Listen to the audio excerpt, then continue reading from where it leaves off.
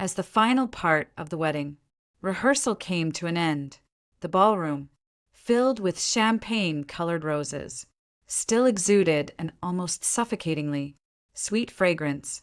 Eleanor L. Sterling walked out of the main hall with a light step. Her high heels clicked crisply against the marble floor, remembering she had left her phone in the bridal lounge. She turned back to retrieve it. The entire corridor was immersed in a quiet hum broken only by the low rumble of the central air conditioning and the distant, muffled laughter from the banquet hall. The door to the lounge was slightly ajar. Her hand had barely touched the brass knob when a voice from inside crashed over her head like a bucket of ice water. Drew, you're getting married tomorrow. It hurts so much. It was Savannah's voice, whiny and soft, like a helpless child's. Ellis, hand froze in midair. What are you crying for? Andrew Vance's voice was utterly carefree, carrying a hint of a chuckle, as if pacifying a spoiled toddler. How many times do I have to tell you? Marrying Elle is just a temporary arrangement. The old man is holding those 5% trust fund shares over my head. If I don't marry her, I don't see a dime of it. Once the deal is done and the shares are vested, the spot as Mrs. Vance will be yours sooner or later. A low chorus of chuckles echoed in the room. It was Andrew's frat brothers and childhood friends. Someone teased, Vance, you're unbelievable. You get a free wife to handle your mess, plus voting rights on a few $1 billion to boot. Exactly. Andrew tossed off casually as if discussing a trivial corporate merger. Savior, congratulations for the day, Savannah. And I tie the knot. That's going to be the real wedding. Savannah lowered her voice, adding a coquettish note. Drew, isn't that a bit too cruel to Elle? Cruel? Andrew scoffed. She should be grateful. Spending a year and a half in the Vance family is something she can brag about for the rest of her life. The room erupted in laughter. No one found anything wrong with what had just been said. Elle's hand slowly slipped from the doorknob. She didn't push the door open. A sharp ringing suddenly pierced her ears as if a firecracker had gone off inside her skull. Then her stomach seized in a violent spasm. Nausea surged from the pit of her stomach to her throat. She instinctively covered her mouth. Her fingers were ice cold in the dim light of the corridor. Her face turned as white as a sheet of paper. She looked down on her ring finger. A 6-carat diamond sparkled, catching the light. On the day Andrew proposed, he had dropped to one knee at Central Park and said, LP, please be with me for the rest of my life. Back then, moved to tears. She thought she was the luckiest woman in the world. Now she realized this ring was nothing more than a branding iron, marking her as Andrew Vance's temporary tool. And she, like an absolute fool, had mistaken it for love. Elle clenched her fist so hard her manicured nails dug into her flesh. The physical pain helped snap her out of her dizzy spell. She raised her head. The full-length mirror at the end of the hall reflected her image. The perfectly tailored, nude-toned cocktail dress. The intricate updo specifically styled for tomorrow's grand event. And the vintage emerald necklace inherited from Andrew's late mother. It all felt like a sick joke mocking her. She stood perfectly still, breathing shallowly like a suddenly frozen statue. The laughter behind the door continued. Savannah started crying again. Andrew went back to comforting her, and his friends kept cracking jokes. These sounds were like dull knives sawing at her nerves. But Elle didn't cry.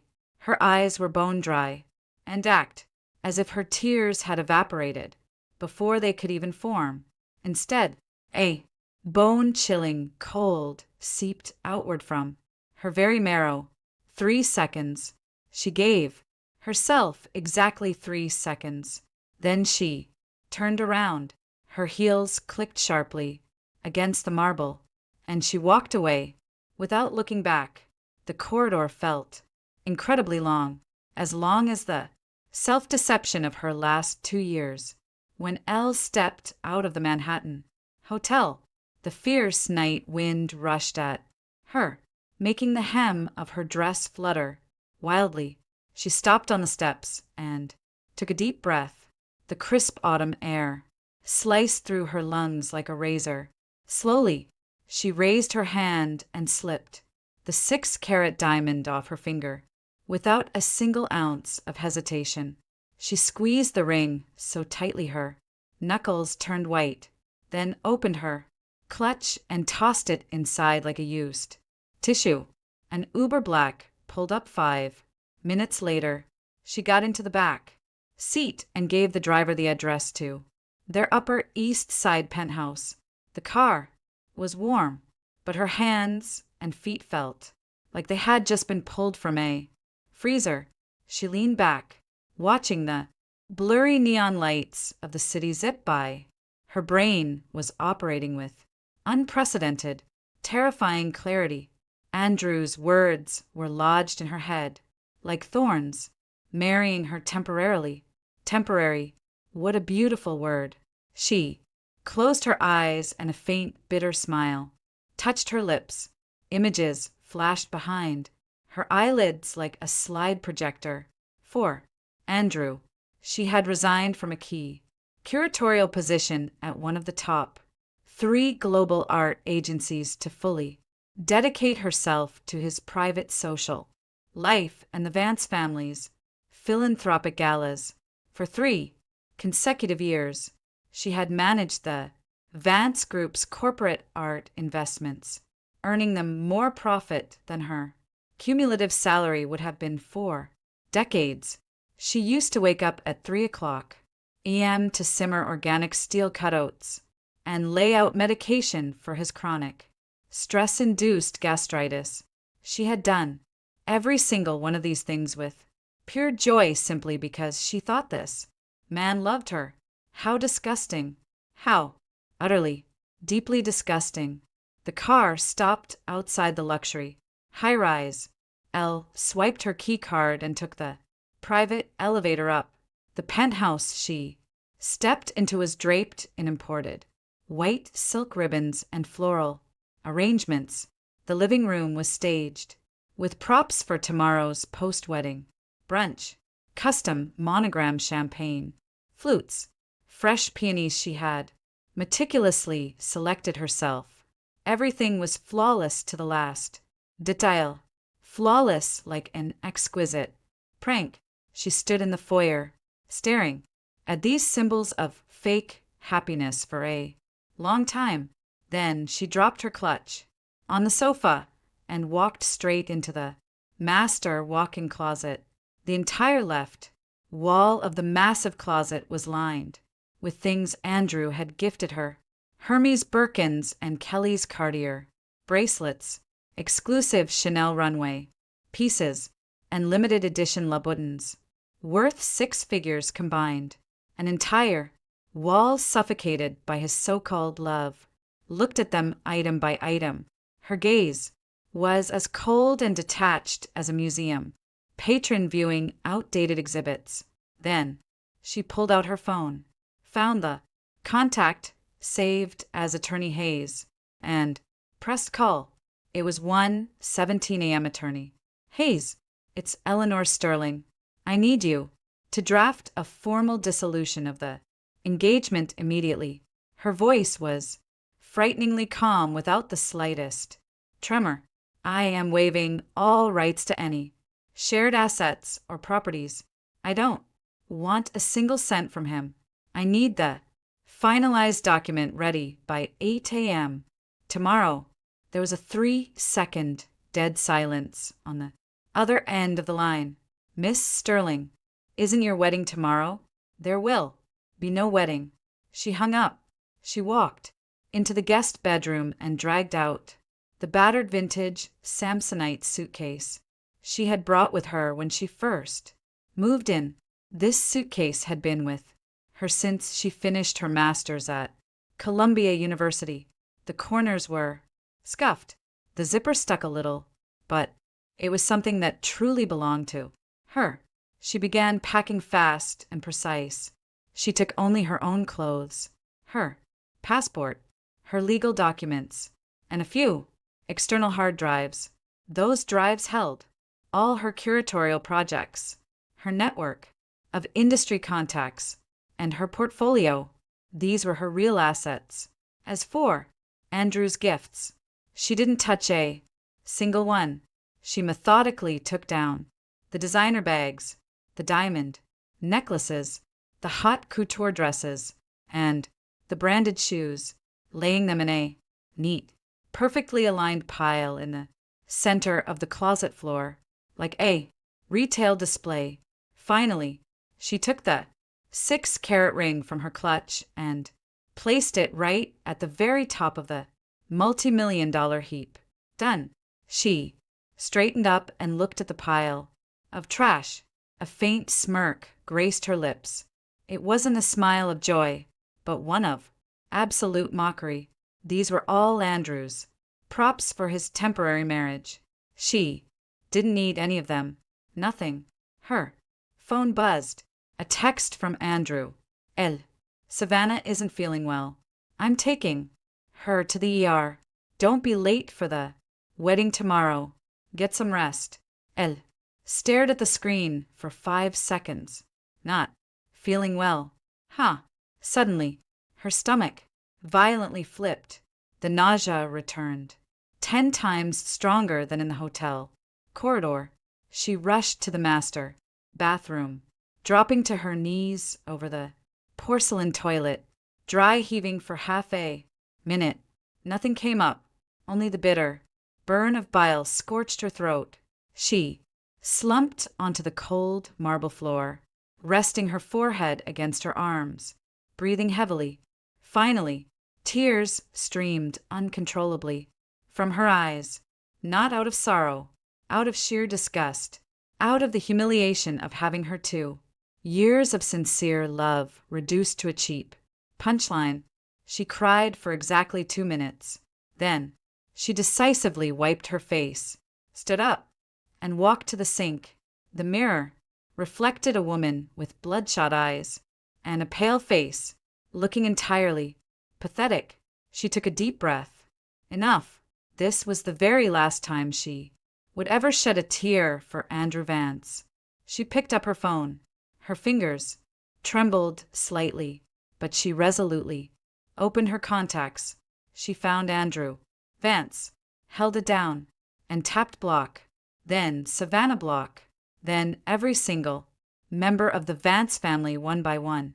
She systematically deleted her WhatsApp, her Instagram, her Facebook, every social media account that could trace her location was wiped.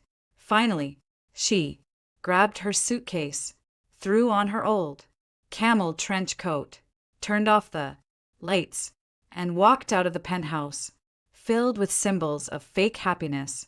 The heavy mahogany door clicked shut behind her, marking the end of a ritual.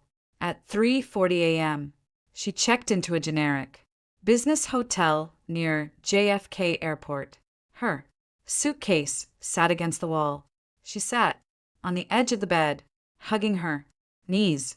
The room was so quiet, she could hear her own heartbeat. Thump, thump, thump. Every beat reminded her, you are alive. You are free. You no longer need to be someone's temporary anything. She pulled a hard drive from her bag and plugged it into her MacBook. The glow of the screen illuminated her pale face. She began organizing all her curatorial resources, art collector databases, and gallery contacts accumulated over the years. These were Eleanor Sterling's. True weapons. Not a diamond from Vance. Not a Birkin. Not the title of a Vance. Family daughter-in-law. It was her own brilliant mind. She worked until 5 a.m. when exhaustion finally crushed her. She collapsed onto the pillows and closed her eyes. Tomorrow? No, today. Today was her supposed wedding day. The thought flashed through her mind. Her lips twitched but quickly settled into a flat line. Let them wait. Let them wait until all the imported roses wilt. Let them wait until the paparazzi from every major network point their long lenses at Antibridal Suite. Let them wait until the arrogant smirk is wiped clean off Andrew Vance's face. She closed her eyes and fell into a deep sleep. That night, she slept more soundly than she had in 2 years. The next day, the Plaza Hotel's grand ballroom had been transformed into a floral palace. 100,000 white roses hung from the ceiling, and the crystal chandeliers refracted blinding light. The guest list was a who's who of the Eastern Seaboard, prominent politicians, Wall Street titans, leading cultural figures, and elite socialites. The media zone was packed with journalists in full battle gear. This was the society wedding of the year. The union of the Vance and Sterling families was seen by the public as the ultimate alliance of two powerful corporate dynasties. At 9:30 a.m. with 30 minutes until the ceremony, Andrew Vance stood before a full-length mirror in the groom's suite, adjusting the platinum cuff links of his bespoke Tom Ford tuxedo. The man in the mirror was young, handsome, and radiating power. A faint, arrogant smile played on his lips. His chief of staff knocked and entered. Mr. Vance, there's a slight issue in the bridal suite. Andrew didn't look up, adjusting his bow tie. What? The assistant hesitated. The bride hasn't arrived yet. Andrew's hands paused. He raised an eyebrow casually. Wasn't she supposed to be here at 8 o'clock a.m. for hair and makeup? Probably stuck in Manhattan traffic. Call her and tell her to hurry up. I tried. The assistant's voice grew tense. Her phone is off. Andrew finally turned around, annoyance flashing in his eyes. Off? Yes, sir.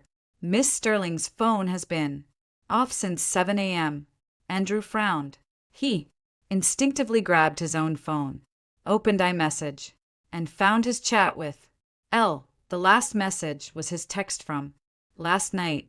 Don't be late for the wedding tomorrow. Get some rest. There was no delivered status. He tried calling. The subscriber you have dialed is not available. His brows knitted together, but he quickly suppressed any unease with a cold sneer. Tell her if she keeps throwing a tantrum, my patience will run out. She can forget about the corporate sponsorship for her new gallery project. The assistant opened his mouth but said nothing. What are you standing there for? Go find her. The assistant turned and practically ran out. 10:15 a.m. The bridal suite remained completely empty.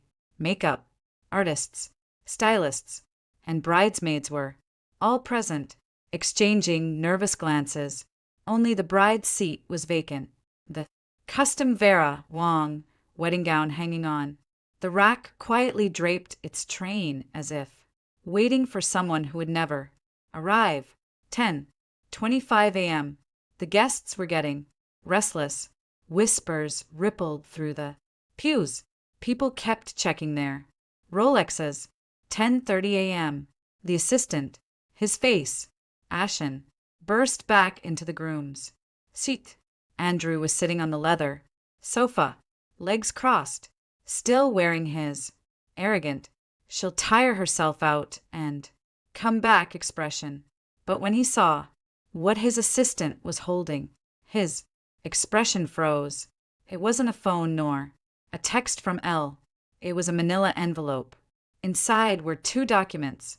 The first was a unilateral declaration of the dissolution of the engagement, stamped by a top-tier Manhattan law firm and signed personally by Eleanor Sterling. The wording was cold, legal, and absolute.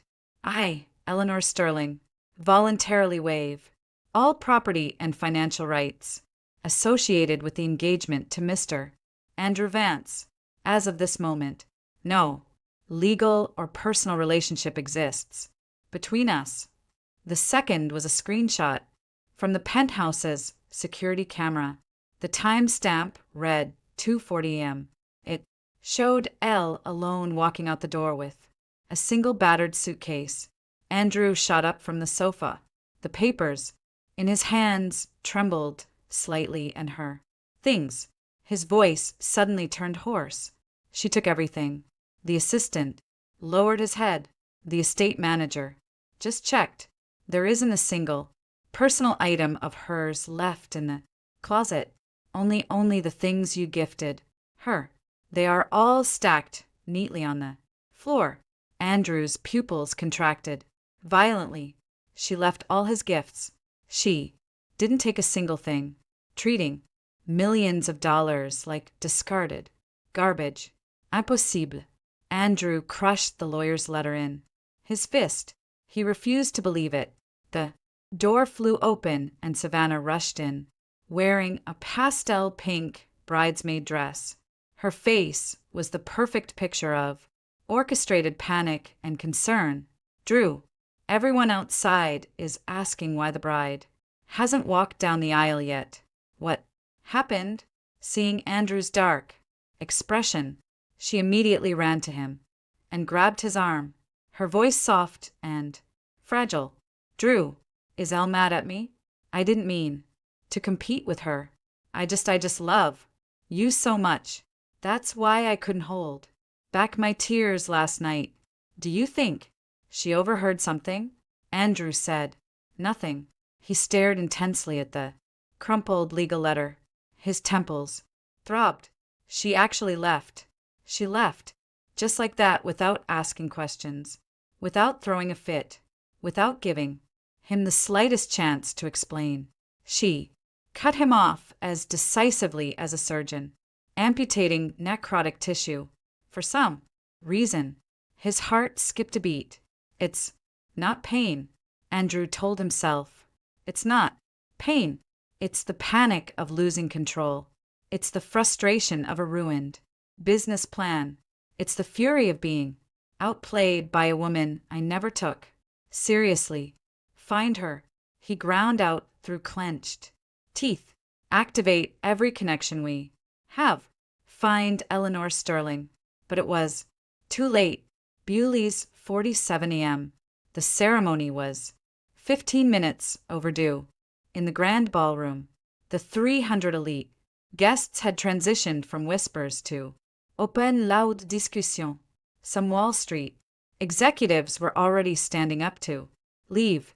The paparazzi, like sharks smelling blood in the water, were furiously snapping photos of the empty floral arch. The Vance wedding, and the bride is a runaway. Word is the Sterling girl served him legal papers. What a massive humiliation. The news spread at the speed of light. The PR director for Vance Group sprinted into the lounge, sweating profusely. Mr. Vance, the media outside is going crazy. The chairman. The door banged open. Richard Vance, Andrew's father and the iron-fisted chairman of Vance Group, stood in the doorway, his face twisted in apocalyptic rage. Veins bulged at his temples. He pointed a shaking finger at Andrew and roared, "What the hell did you do?" Andrew opened his mouth. "Dad, I just got a call from the Stirrings." Richard's voice shook with a terrifying mix of fury and panic. Eleanor broke off the engagement herself. The Sterlings aren't going to stop her. Do you have any idea what this means? The joint ventures between our families, the trust fund conditions, our leverage. It's all gone to ash. He slammed his fist against a side table. A crystal vase tipped over and shattered on the floor. 300 guests. Live media coverage. The entire eastern seaboard is watching. The Vance family become a laughingstock. Andrew, explain to me how you managed to drive her to this. Savannah, terrified, shrank into a corner, her face totally pale. She didn't dare make a sound. Andrew stood with his lips pressed tightly together. He couldn't say it. He couldn't tell his father what he had bragged about to his frat brothers last night. But deep down, he knew. Elle had heard everything. That was why she left. So resolutely, without a single word of reproach. I'll fix it. His voice was sore, it was barely recognizable. Fix it. Richard Vance sneered coldly, suddenly, pressing a hand to his chest, swaying slightly. You'd better fix it, otherwise, you'll bear the consequences of losing those voting chairs all by yourself. With that, he turned and stormed out, surrounded by a flurry of panicked assistants and the on-call medical team. In the grand ballroom, the majority of the guests had already dispersed. Beneath the empty archway, 100.000 white roses slowly began to wilt under the heat of the stage lights. It was supposed to be Eleanor Sterling's wedding, but she was no longer there. That evening, Andrew drove back to their Upper East Side penthouse. He didn't know what he was expecting. Maybe that Elle would suddenly walk out of the guest room with red, swollen eyes and start interrogating him, allowing him to say a few sweet words and smooth things over. Maybe she was sitting in the living room, ready to smash a few plates, cry, and throw a tantrum so he could hold her. He had even rehearsed his lines on the drive over. What I said yesterday was just drunk talk with the boys. Don't take it seriously. He pushed the door open. The custom wedding decorations were still everywhere. The Mr. and Mrs. signs sat quietly on the mantelpiece. The peonies were drooping. The living room was empty. The bedroom was empty. The terrace was empty. He walked swiftly into the master closet and he froze. The right side of the closet was completely barren, where Elle's personal understated clothes used to hang. There were only bare velvet hangers swaying slightly, and on the floor against the left wall, the items were meticulously stacked. Hermes bags, Cartier boxes, Chanel garments, Gavini heels. Every item was perfectly aligned, and resting quietly on top of a black Birkin was the 6-carat diamond ring, glinting coldly. Andrew stood motionless, staring at the pile. He used to think these items were his gracious charity to Elle. Every time he gave her a bag or a necklace, she would hug him happily and say, "Thank you, Drew." He viewed it as a handout, a lubricant to make his tool work better. Now, all these things stacked like a pile of expensive trash screamed at him. Your so-called charity isn't worth a dime. Suddenly, an overwhelming sense of suffocation gripped his throat. Andrew couldn't understand the feeling. It wasn't heartbreak. He assured himself it definitely wasn't heartbreak. It was the humiliation of a slap to the face, the panic of prey suddenly snapping its leash, the fury of realizing his absolute control was an illusion. He spun around, grabbed an antique Ming vase from the console table, and hurled it violently at the wall. Crash! Porcelain shards exploded everywhere. His roar echoed through the empty penthouse. The veins on his forehead popped. His eyes were bloodshot. You think you can just run away? He smashed a decorative bowl, then a framed photograph. The floor was covered in debris. He breathed heavily, cold sweat breaking out on his forehead. He leaned against the edge of the table like a cornered beast. His phone rang. It was Savannah. Drew, are you okay? I'm so worried about you. Should I come over? Please don't be alone. Andrew stared at Savannah's name on the screen. Suddenly, those letters felt unbearably irritating. If Savannah hadn't been crying in the lounge yesterday, if he hadn't said those words in front of everyone to appease her, the thought barely formed before he brutally cut it off. It wasn't his fault. Elle was just being too dramatic, hearing a few sentences and immediately blowing up the wedding. It was insane. I'm fine, his voice rasped. I will find her. She can't hide. He hung up and dialed a high-end private investigator. Then he called airline contacts, hotel executives, and banking insiders. He wanted to track Elle's every move. However, the answers he received one by one turned his blood to ice. Mr. Vance, Miss Sterling's cell number has been terminated, not turned off, cancelled entirely. Her social media accounts are gone. Instagram, LinkedIn, Facebook wiped clean. Banking sources say she wired all her personal funds to an offshore account late last night. We can't trace the endpoints. There's no record of her boarding any flights out of JFK, LaGuardia, or Newark. No Amtrak records either. Either she used an alias, or she went completely off the grid. Within the city, every report was another slap to Andrew's face. She hadn't acted on impulse. She had executed a flawless exit strategy.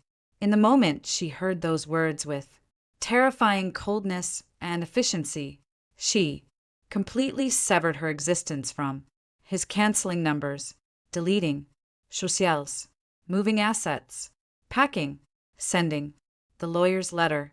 The entire process took less than 6 hours. She didn't grant him a single call, a single text, a single tear. She simply and cleanly vanished from his universe as if she had never existed.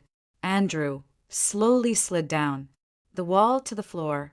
Shards of porcelain dug through his tailored trousers into his skin, but he didn't feel the pain. He tilted his head back, staring blankly at the ceiling. An incomprehensible void in his chest was expanding rapidly, as if a living organ had been ripped out, leaving a bloody, gaping hole from which a freezing wind continuously howled. The fallout from the runaway bride was vastly more catastrophic than Andrew had anticipated. By Monday morning, his phone was blowing up, not with news of Elle, but with emergency reports from Vance Group executives. Mr. Vance, Vance Group. Stock is down 4 points in pre-market trading. Drew, the partners are calling about the wedding. What's the official PR line? Mr. Vance, the Sterling family just announced they are reviewing terms on the joint Manhattan real estate project. Andrew gripped his phone, sitting in the debris-filled living room. He hadn't slept for 2 days. His eyes were entirely bloodshot, and his head felt like it was being split by a sledgehammer. But what truly froze his marrow was an email from the board secretary at 10 a.m. Mr. Vance, the chairman has called an emergency board meeting for 1 p.m. agenda, asset restructuring and accountability regarding the severed Sterling alliance. Accountability. The word was a blade at his throat. Andrew closed his eyes and inhaled deeply. He knew his father wouldn't forgive him. The old man had nearly suffered a heart attack at the plaza. He had never seen such murderous disappointment in his father's eyes. Yet, Andrew stubbornly refused to admit fault. It was Elle's fault. She had acted radically. She hadn't even given him a chance to explain. He stood up. A piece of glass bit into his heel, but he ignored it, walking barefoot to the bathroom to splash cold water on his face. The mirror showed an exhausted stranger, sunken eyes, a rigid jawline, cracked lips. His phone buzzed. Savannah. Drew. Did you eat breakfast? I made you oatmeal. I'm bringing it over. Fine. He didn't have the energy to argue. At 1 p.m. in the glass-walled boardroom on the top floor of Vance Tower, the board of directors sat around the massive mahogany table. These gray-haired Wall Street sharks stared at Andrew with grim faces, looking at him like a dog that had just soiled the carpet. Richard Vance sat at the head of the table. His complexion was ashen, but his gaze was razor-sharp. In front of him was a stack of reports topped by a stock chart painted in deep red. Since the wedding cancellation hit the news, Vance Group's market cap had evaporated by nearly $2 billion. Speak. Richard's voice was hoarser and icy. What happened? Andrew sat rigidly, his spine straight, his eyes flicked to the documents, his stomach clenched. Elsie. I don't want to hear her name.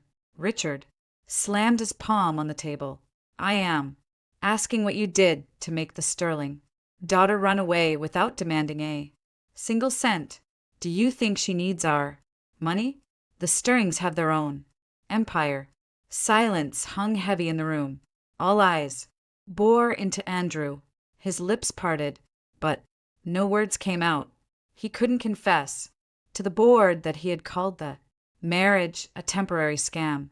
Doing so would prove that he, the heir apparent, treated billion-dollar strategic alliances like frat house jokes.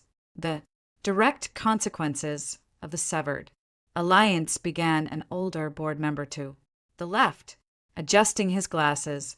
First, the Stirrings have frozen our joint $400 million Hudson Yards development. Second, the family trust explicitly states that a stable marriage is a prerequisite for your control over the 5% voting shares. No wedding, no shares. He paused, staring at Andrew. Third, market confidence has tanked. If we don't have good news within the week, institutional investors will start dumping the stock under the table. Andrew's hands curled into tight fists. And lastly, another director chimed in, with unconcealed irony. The entire network of art and cultural philanthropy that Eleanor Sterling built for our corporate image is paralyzed. Contact with top-tier collectors, European galleries, museum boards. Those were her personal relationships. She's gone, and that division is practically dead. Every word was a dull knife sawing at Andrew's ego. He couldn't take it. She was just doing administrative support. It wasn't that. Shut up. Richard Vance closed his eyes. His voice leaked out through clenched teeth. Effective today, leadership of the Asian renewable energy acquisition is transferred to your uncle. Your executive signing authority is temporarily frozen at $500,000. When you fix this mess, you might get your power back. Andrew's pupils shrank. Frozen authority meant he was effectively sidelined from the core of Vance Group. Meeting adjourned. Richard stood up, pressing a hand to his chest, and walked heavily out of the room. The old foxes in their bespoke suits followed, some hiding faint smirks. Andrew was left alone in the massive boardroom. The afternoon sun cast long shadows over his face, but his eyes were entirely empty. With trembling fingers, He unlocked his phone and opened his photo gallery. He scrolled for a long time until he found a picture from 6 months ago. Elle was in the kitchen, wearing one of his oversized white t-shirts, her hair in a messy ponytail, turning to the camera with a warm, crescent-eyed smile as she cooked him dinner. He stared at it until the screen timed out. That evening, he truly realized how empty the penthouse was. Not just physically empty, it was a suffocating, dead silence that permeated every square inch. When Elle was here, the apartment was alive. The whistle of the kettle, the clicking of her keyboard. From the study, her humming in the shower, her soft voice calling, "Drew, dinner's ready." Now nothing. He opened the sub-zero refrigerator. Empty. It used to be constantly restocked.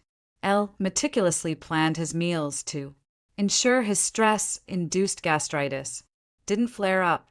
Now there were only 2 bottles of sparkling water and a yogurt that expired 3 days ago.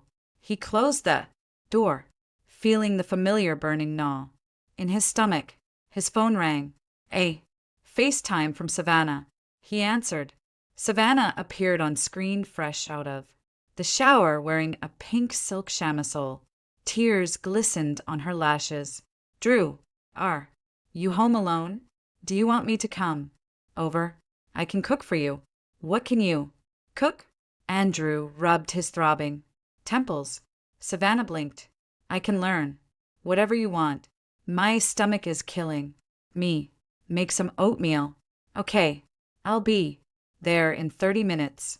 40 minutes later, Savannah practically blew into the apartment, rolling up her sleeves. She marched into the kitchen. Chaos ensued. Andrew sat in the living room listening to the disaster. Cabinet d'Orslamin. Spice jars shattering. Her yelling, "Where do you keep the oats?" An hour later, Savannah emerged with a bowl. Andrew looked down. The oatmeal was a thick, black, glue-like paste that smelled strongly of burnt carbon. Unidentifiable lumps floated in it. The acrid smell hit his nose, making him wheeze. Drew. Savannah bit her lip, looking utterly pitiful. I really tried. I didn't know. It was so hard. I thought making oatmeal was just boiling water. Elle made it look so easy. Andrew stared at the blackened sludge, and an image of Elle flashed violently in his mind. Her oatmeal was always the perfect consistency, topped with fresh blueberries, a drizzle of manuka honey, and a glass of warm water, with his antacid pills waiting on the side. Take your meds first. The oats will cool down perfectly by the time you're done, she would say. The memory was so vivid, it felt like yesterday. His chest seized sharply. It's not pain, he told himself again. It's just the discomfort of a broken routine. Take it away. He turned his head. I lost my appetite. Savannah froze, and the tears immediately spilled over. Drew, do you hate me now? I know I'm not as capable as Elle, but I love you. Why are you being so cold to me? It scares me. I said, take it away. Andrew suddenly yelled, jumping up. Dead silence fell over the living room. Savannah flinched violently, tears streaking her face. She didn't dare move. Andrew let out a harsh breath, turned away, and pinched the bridge of his nose. Leave. His voice was rough. I want to be alone. Savannah stood there for a moment, then quietly whispered, okay, grabbed her purse and fled. When the door clicked shut, the apartment plunged back into the abyss of silence. Andrew sat on the sofa staring at the burnt oatmeal. His stomach cramped so violently he had to double over. In the following weeks, Andrew's life began to visibly crumble. Without Elle managing the complex machinery of his Existence. Errors piled up exponentially. First, it was the social networking. Elle didn't just handle art, investments. She managed the invisible web of Andrew's high society connections, which board members' wife had a birthday? What gift to send? What specific vintage wine did the city commissioner prefer? How to arrange the seating chart at the annual charity gala so bitter rivals didn't sit together? All these critical micro details had been stored in Elle's brain. Now Savannah eagerly stepped into the role, and the results were apocalyptic. In her first week, Savannah called the wife of a key Wall Street partner to arrange a lunch. Not only did she use the wrong first name, but she also butchered the prestigious surname. The woman called Andrew's office directly, dripping with old money disdain. It seems the new future Mrs. Vance doesn't even bother to do her homework. How embarrassing. Andrew had to personally gravel on the phone, losing immense face. In the second week, Savannah attended the charity committee luncheon, a covert intelligence gathering ring for the wives of New York's power brokers. Elle used to dominate these events with effortless grace, extracting vital corporate gossip for Andrew. Savannah showed up draped head to toe in flashy designer logos. She didn't know who was married to whom, who was feuding, or what topics were taboo. Worse, she complained loudly to the table. Drew is having such a hard time. It's all because of that L girl running away. By the next morning, the quote had circulated through the entire Upper East Side. Vance's new mistress is publicly trashing his ex-fiancée at a charity luncheon. Absolutely classless. Has the Vance family standard dropped this low? The Vance Group PR department worked until 3 a.m. trying to kill the gossip column pieces. The stock, after a brief stabilization, began sliding. Again, Andrew sat in his office staring at screenshots of the PR disaster, his temples throbbing violently. He yelled at Savannah over the phone for the first time. I sent you there to network, not to make us a laughingstock. Do you have anything inside your head? Savannah sobbed through the receiver. Drew, I didn't know it was so complicated. How did Elle remember all of that? I'm not her. I can't do it. She had a master file. Andrew hissed. A complete relationship matrix of every family, their preferences, and their taboos. It was all in a file. He stopped abruptly. That file had been on Elle's personal laptop. She took it with her. Of course, she took it. It was her intellectual property, the result of her meticulous labor. Andrew slumped back in his Herman Miller chair, closing his eyes. That name, like a tightening noose, squeezed his throat. Elle. He couldn't stop thinking about her. Every time a crisis erupted, he thought, if she were here, this wouldn't have happened.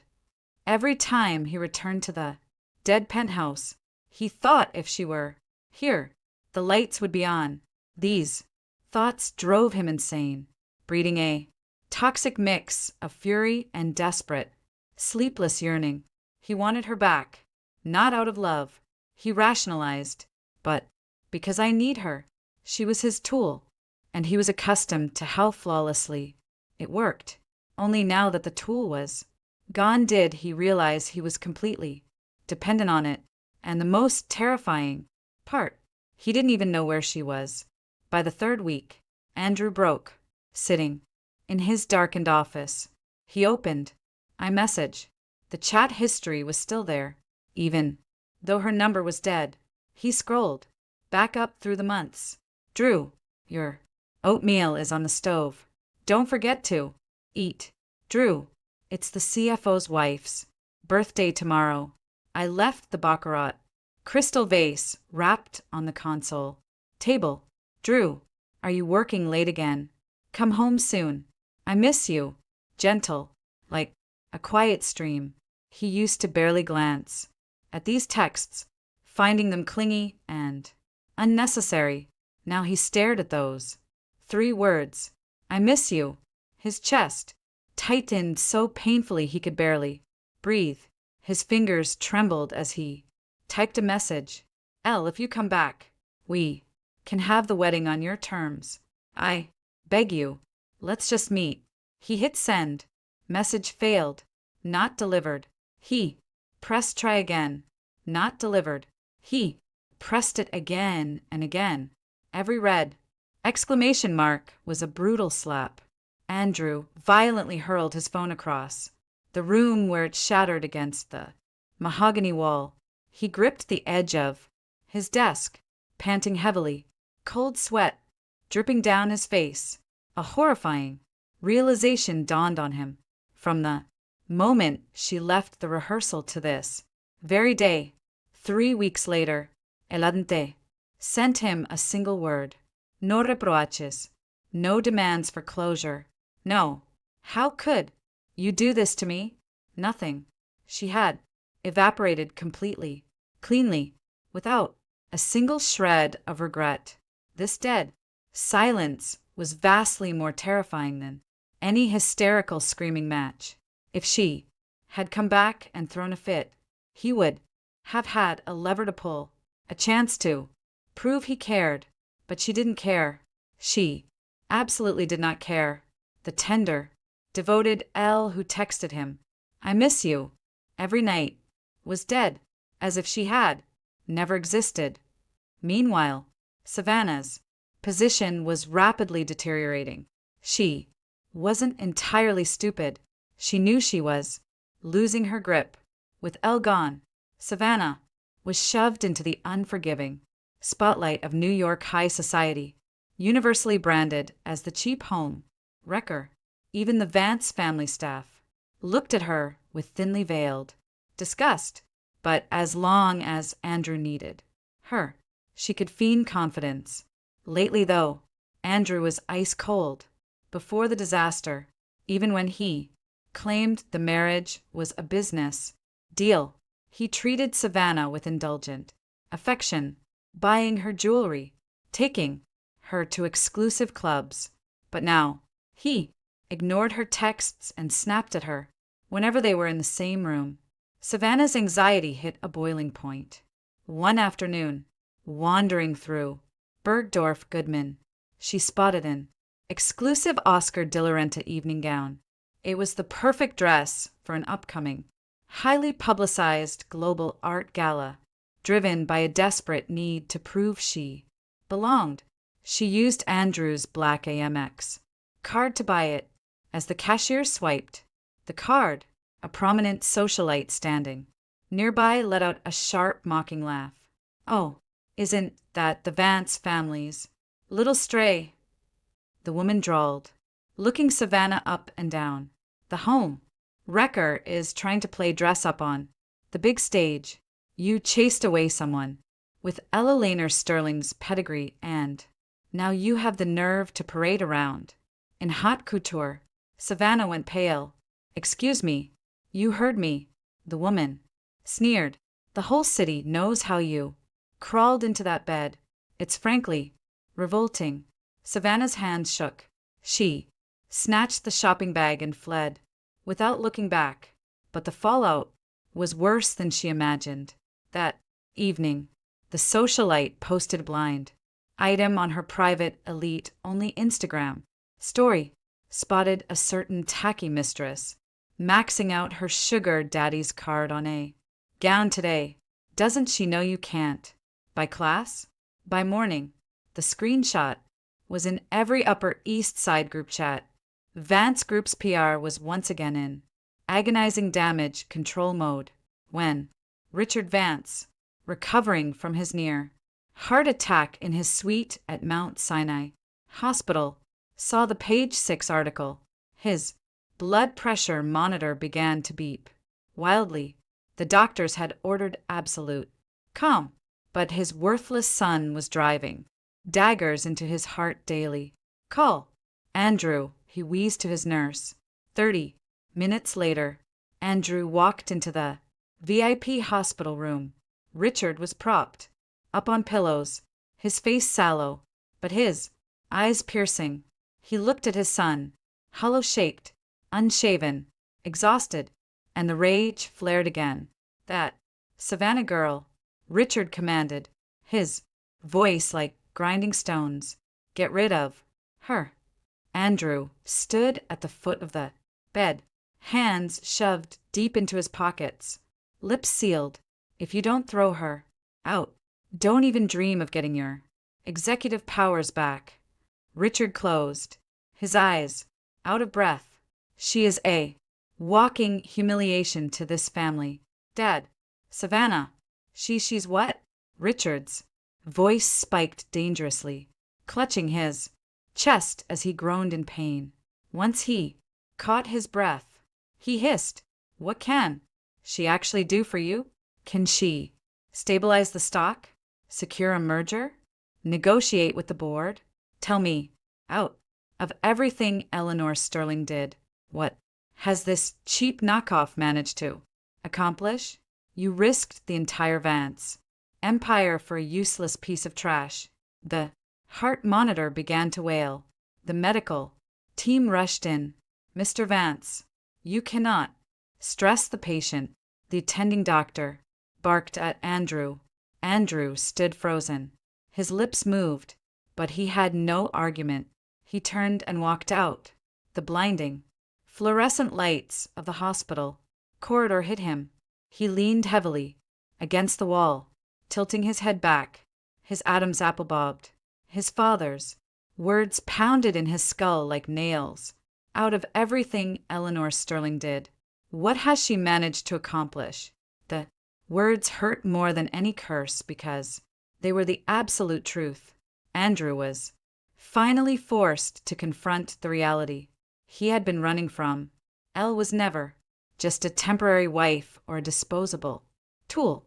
She was the mortar holding his entire crumbling life together. She was his safety net, the one person who always covered his blind spots. And he had lost her. No, he hadn't just lost her. He had shoved her out the door with his own two hands. That night, returning to the penthouse, Andrew did two things. First, he called an elite global intelligence firm and tripled their retainer. "I don't care what methods you use. I want Eleanor Sterling's location within the month." Second, he found a silk scarf Elle used to wear. It had been left on a hook behind the closet door, somehow missing the pile on the floor. It still carried the faint scent of her simple jasmine laundry detergent, lacking any heavy, expensive perfume. Andrew clutched the scarf in his hand and sat in the pitch-black living room until dawn. He refused to admit he was thinking about her, but his body was painfully honest. His stomach cramped agonizingly, not from hunger, but because the person who instinctively brought him warm water and medication was gone. His body, in the most primitive way, was mourning what he had destroyed. As the New York skyline turned from black to bruised purple, then to pale gray, Andrew looked down at the soft green silk in his hands. His lips moved as if wanting to say something, but all that came out was silence, a long, infinite silence. Meanwhile, halfway across the country, Eleanor Sterling was rebuilding her empire. On the third day after leaving Andrew, she had rented a charming sunlit brownstone studio in the West Village. It was small, just 600 square feet, but had a massive bay window looking out over a quiet street lined with sycamore trees. She decorated it simply, her favorite art prints on the walls, a potted monstera on the desk, and shelves neatly stacked with curatorial catalogs she had collected since grad school. This was her sanctuary, No Andrew. No. Vance family. Just her and her ambition. For the first few days, she didn't stop moving. By day, she reactivated her old industry contacts, updated her portfolio, and organized her network. By night, she worked on independent curatorial proposals until dawn. She didn't allow herself to pause because the moment she did, the memories would crawl back.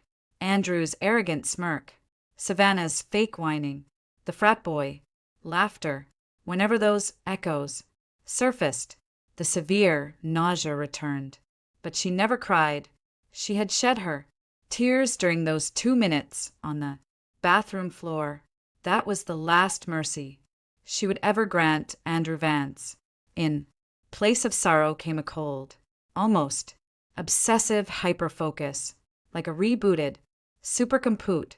She poured all her bandwidth into her career. She reached out to global art collectors, gallery owners, and museum directors, people whose relationships she had allowed to cool while playing the obedient Vance fiancé. To her mild surprise, the response was overwhelmingly enthusiastic. Several prominent European gallery directors told her bluntly, Elle, we always thought you were wasting your genius on Vance's corporate vanity projects. You belong on the main stage. Reading those emails, the corners of her lips curled up. Yes, she had her own stage. She always had. She had just hidden her light under a bushel named Vance. For 2 years, for a man who didn't even respect her, she had buried the prime of her career. The familiar nausea bubbled up, but she shoved it down. Don't think about it. The old Eleanor died at the door of that bridal lounge. The one who lived is only moving forward. On her 18th day in the West Village, she received a phone call. The caller ID showed a number saved in her contacts, but one she had never dialed. It was the direct line to the North American Executive Office of Pierce Capital, Pierce Capital, a name spoken in hushed, reverent tones on Wall Street. It wasn't just a hedge fund. It was the ultimate apex predator of the global financial market. The founder and Julian Pierce was an enigma. He rarely appeared in public, operating with a ruthless stealth that bordered on myth. But every move he made altered the tectonic plates of the global market. Elle answered. The managing director's tone was exceptionally polite. Miss Sterling, we've been following your recent independent movements regarding the launch of Pierce Capital's flagship cultural initiative in Miami.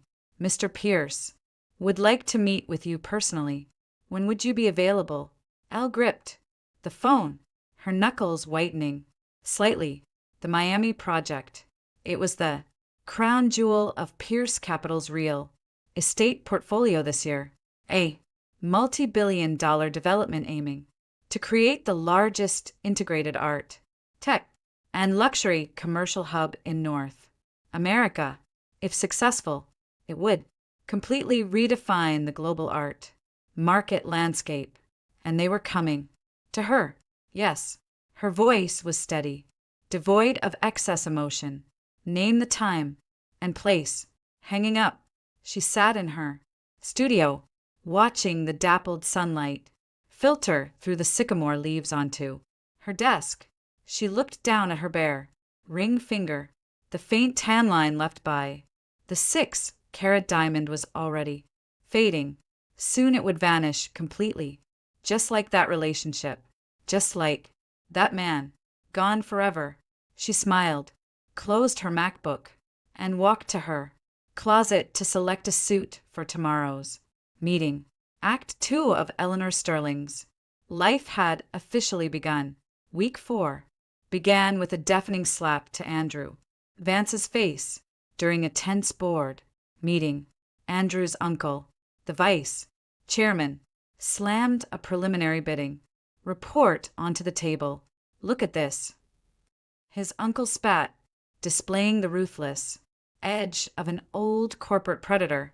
We lost the bid for the Chicago Urban Renewal Project. Do you know who beat us? Andrew glanced at the cover of the report. His pupils contracted. P.S. Capital. Yes, Pierce Capital. His uncle sneered coldly, leaning back in his chair. And do you know why we lost? Because their proposal included an unprecedented, fully integrated cultural IP infrastructure. It was the deciding factor for the city council. Our arts division hasn't produced a single viable proposal since your ex-fiancé left. Those consultants you hired to replace her don't even know the basics. Her shadow was everywhere.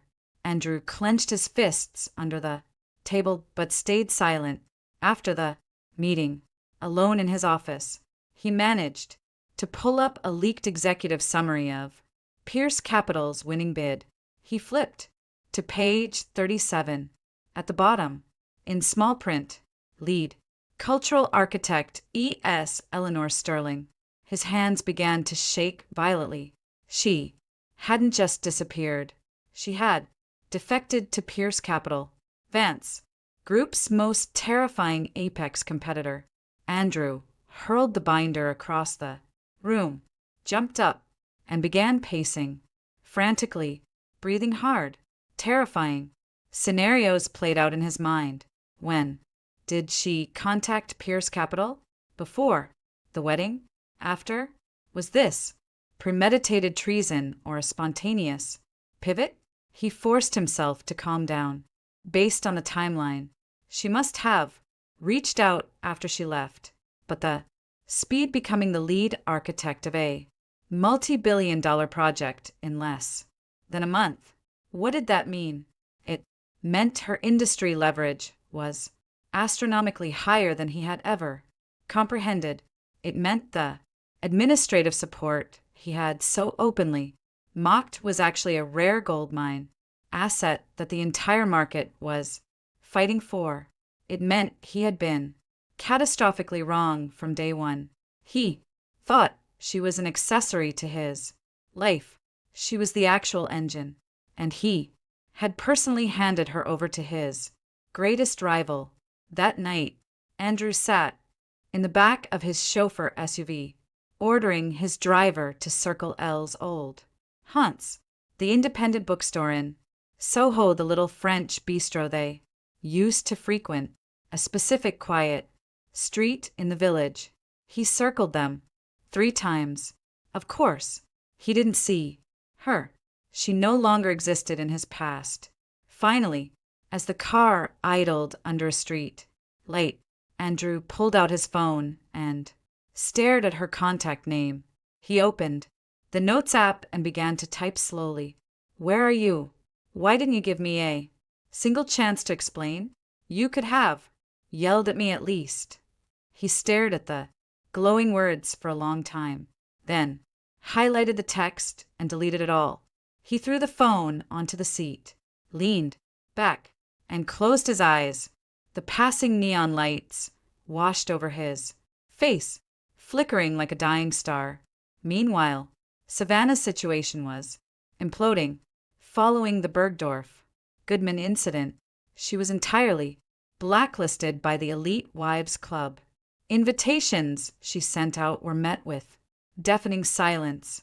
In group chats, her messages killed conversations instantly.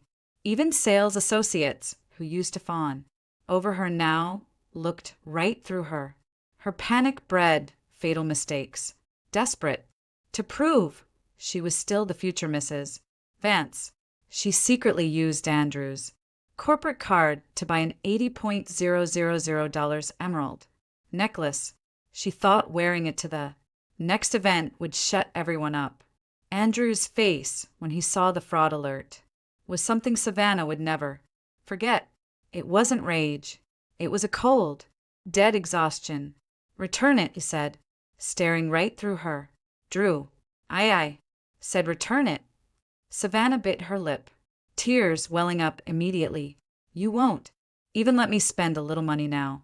Elle spent 10 times this much, and you never said a word. Every dollar Elle spent generated $10 in corporate goodwill and investor relations. Andrew stated his voice like freezing rain. What do you generate? The words hit her like a physical blow. Savannah stepped back, her face turning chalk white. Are you comparing me to her? Her voice trembled. Drew, you said you didn't love her. You said you loved me. You said you'd marry me as soon as you got the shares. Enough. Andrew stood up, grabbing his Tom Ford overcoat. His voice was as cold as steel tracks in winter. I don't have the patience to argue with you about this right now. The door slammed in Savannah's face. Left alone in the massive penthouse, her tears finally spilled over. She looked down at a gold Cartier bracelet Andrew had bought her months ago. It used to be her ultimate trophy, proof that she had won. Now it felt as flimsy as a straw, about to snap. She was terrified. She was terrified Andrew didn't need her anymore. But what terrified her more was the dawning realization that the woman he truly needed had never been her at all. Eleanor Sterling first met Julian Pierce in the top floor conference room of Pierce Capital's Manhattan headquarters. The space was minimalist, almost monastic. No superfluous decorations, just floor to ceiling. Windows overlooking Central Park and a massive slab of black marble serving as a table. Spread out on the marble was her master proposal for the Miami Global Arts Hub. It was a dense, brilliant prospectus, the result of 2 weeks of sleepless nights. She wore a navy blue, tailored dress, her hair pulled back into a sleek, shiny, hit makeup refined, but understated. She stood by the projector, presenting to a group of senior partners. The art consumer market in North America is undergoing a structural paradigm shift. The traditional gallery model has hit a ceiling. We need a purely experiential asset architecture that transitions high art from mere collection to immersive consumption while leveraging its function as a financial derivative. Her voice was crisp and authoritative.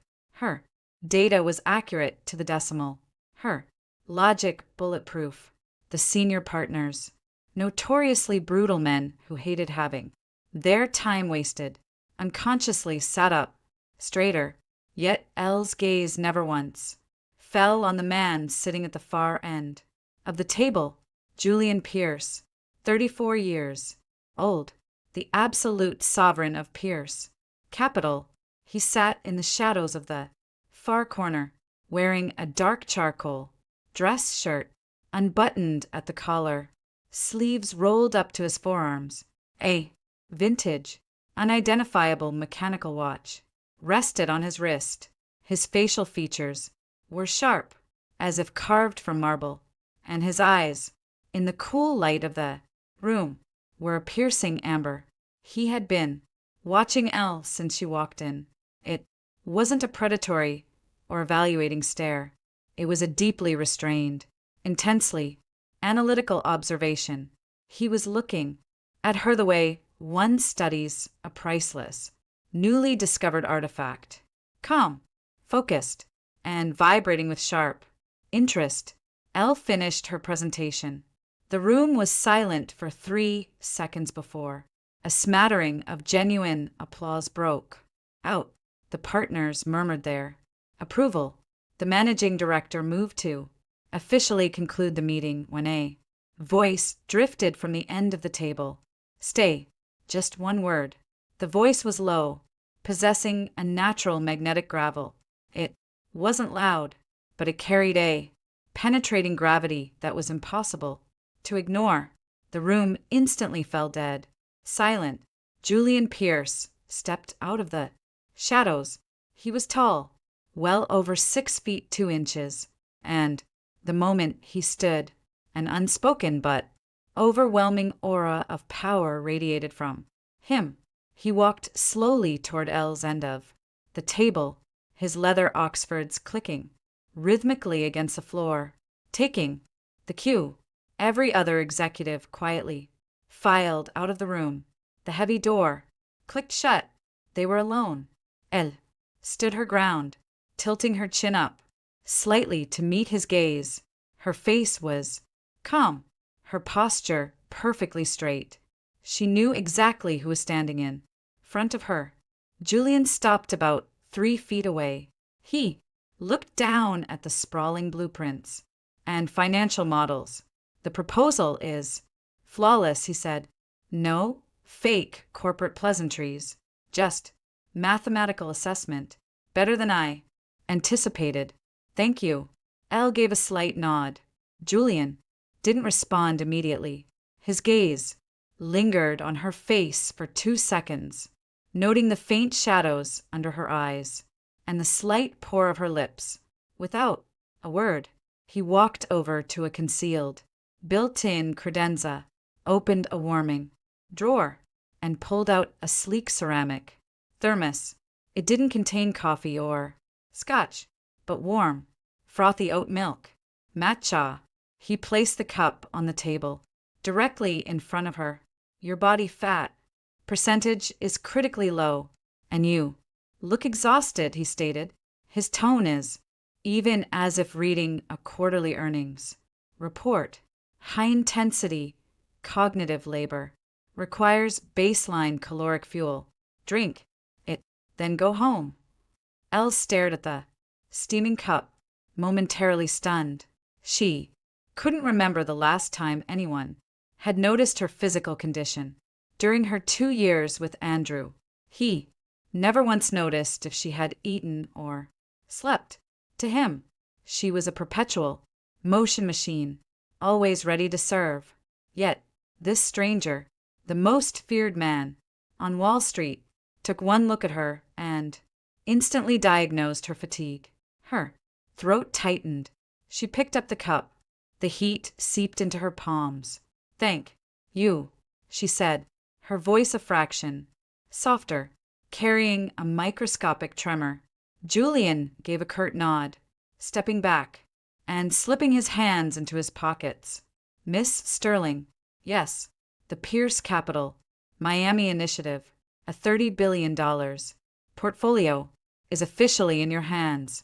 As of today, he paused, locking his amber eyes directly onto hers. His voice dropped an octave, resonating with quiet conviction. You deserve more than just respect. Elle gripped the warm ceramic cup. She looked at this man. There was no arrogant condescension in his demeanor, no patronizing pity, and absolutely no implication that a woman couldn't handle the pressure. He simply recognized her sheer competence as an equal and instantly converted his trust into absolute raw power. $30 billion. She had never touched a fraction of that advance group, not because she wasn't capable, but because Andrew Vance never gave her the chance. To Andrew, she was a glorified assistant meant for grunt work. Julian Pierce had just handed her the entire kingdom. Elle's heart gave a strange, powerful jolt. It wasn't a flutter of romantic infatuation. It was something far deeper. It felt as though a heavy iron door that had been locked for years was suddenly kicked open, and the blinding rush of sunlight made her dizzy. I will deliver, she said. Her voice was ironclad, her eyes burning with sudden, fierce light. Julian Pierce watched the fire ignite in her eyes. The corners of his mouth twitched upward. It wasn't a full smile, but a subtle softening like a warm current moving beneath a frozen ocean. I know, he said. Over the next 2 months, Elle buried herself in the Miami project, leading a hand-picked strike team. She built the entire infrastructure from the ground up: architectural layouts, curatorial acquisition, luxury brand, partnerships, and global PR strategy. She personally oversaw every brutal detail. She was sleeping 4 hours a night, yet physically she was thriving. It wasn't the frantic, toxic adrenaline of her past, it was the pure, radiant vitality of a woman operating in her ultimate element. Her eyes were bright, her complexion glowing. She was still, slender, but a new, unbreakable confidence laced her voice, a confidence wholly independent of any man or family title, rooted entirely in her own staggering competence. Julian was incredibly busy. His schedule was segmented into 5-minute intervals, yet every 3 to 5 days he appeared at her project war room, not as a micromanager, checking on his investment. He never once questioned her professional judgment. He always arrived quietly, sometimes after 6 hours of back-to-back vendor negotiations. Elle would find a premium Wagyu grain bowl and a hot tea waiting on her desk. She'd look up and see Julian standing near the door, reading a dossier, looking as if he just happened to be passing by. Eat then. Continue, he'd say before walking out.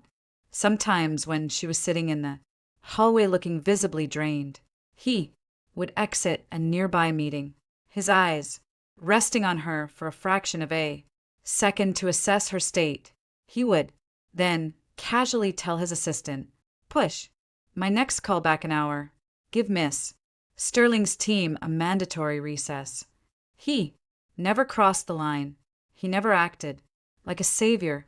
At first, Elle didn't read into it. She viewed Julian as an apex pragmatist, protecting the physical health of a key asset is simply protecting the investment. But her perspective shifted one night during the final sprint before the Miami launch announcement.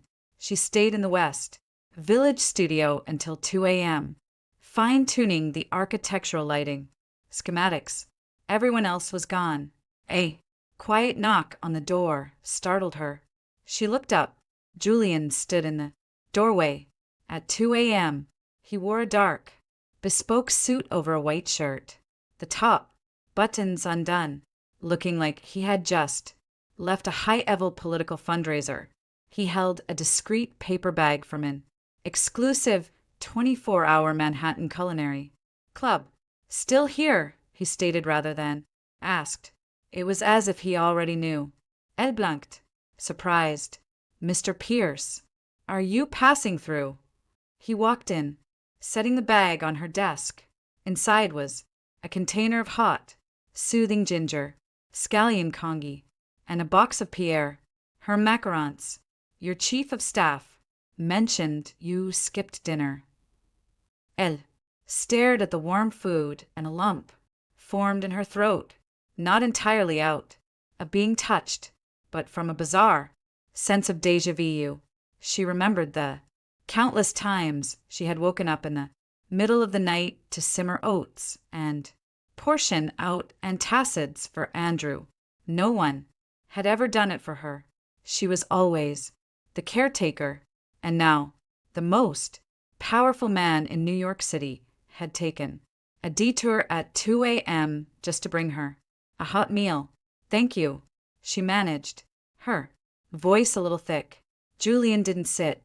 He stood by her desk, his gaze dropping to the lighting schematics on her dual monitors. He studied them for 10 seconds before saying, "The color temperature in Zone 3 can drop half a Kelvin. The warmth will conflict with the cool tones of the central installation." Elle froze, analyzed the screen, thought for 2 seconds, and nodded. "You're absolutely right." She adjusted the parameters. A faint twitch of approval touched Julian's lips. "Wrap it up soon," he said, turning toward the door. He paused without looking back. My driver is waiting downstairs. Don't reject the ride. It's on my way. The door clicked shut. Elle stared at it for a long time. Then she looked down, picked up a macaron, and took a bite. Sweet, warm and sweet. She ate one, then another, until she finished the entire meal. Riding home in the back of Julian's armored Maybach that night, she watched the city lights blur past. Her reflection in the tinted glass looked different. The deep exhaustion was still there, but her lips had color again. She suddenly remembered the words Julian had spoken at their first meeting. You deserve more than just respect. She was beginning to think he meant it. Literally, the official launch gala for the Pierce Capital Miami Hub was scheduled for the most highly anticipated weekend of the fall season. Hosted at the Museum of Modern Art in NYC, it was Pierce Capital's first massive public cultural foray. The scale of investment, the caliber of global brands, the weight of the guest list. It was the most exclusive event of the decade. Tickets couldn't be bought. Entry was strictly by gold embossed. Invitation only. Andrew Vance spent 3 weeks calling in every single favor he had left just to secure a plus one invite, not because he cared about the art.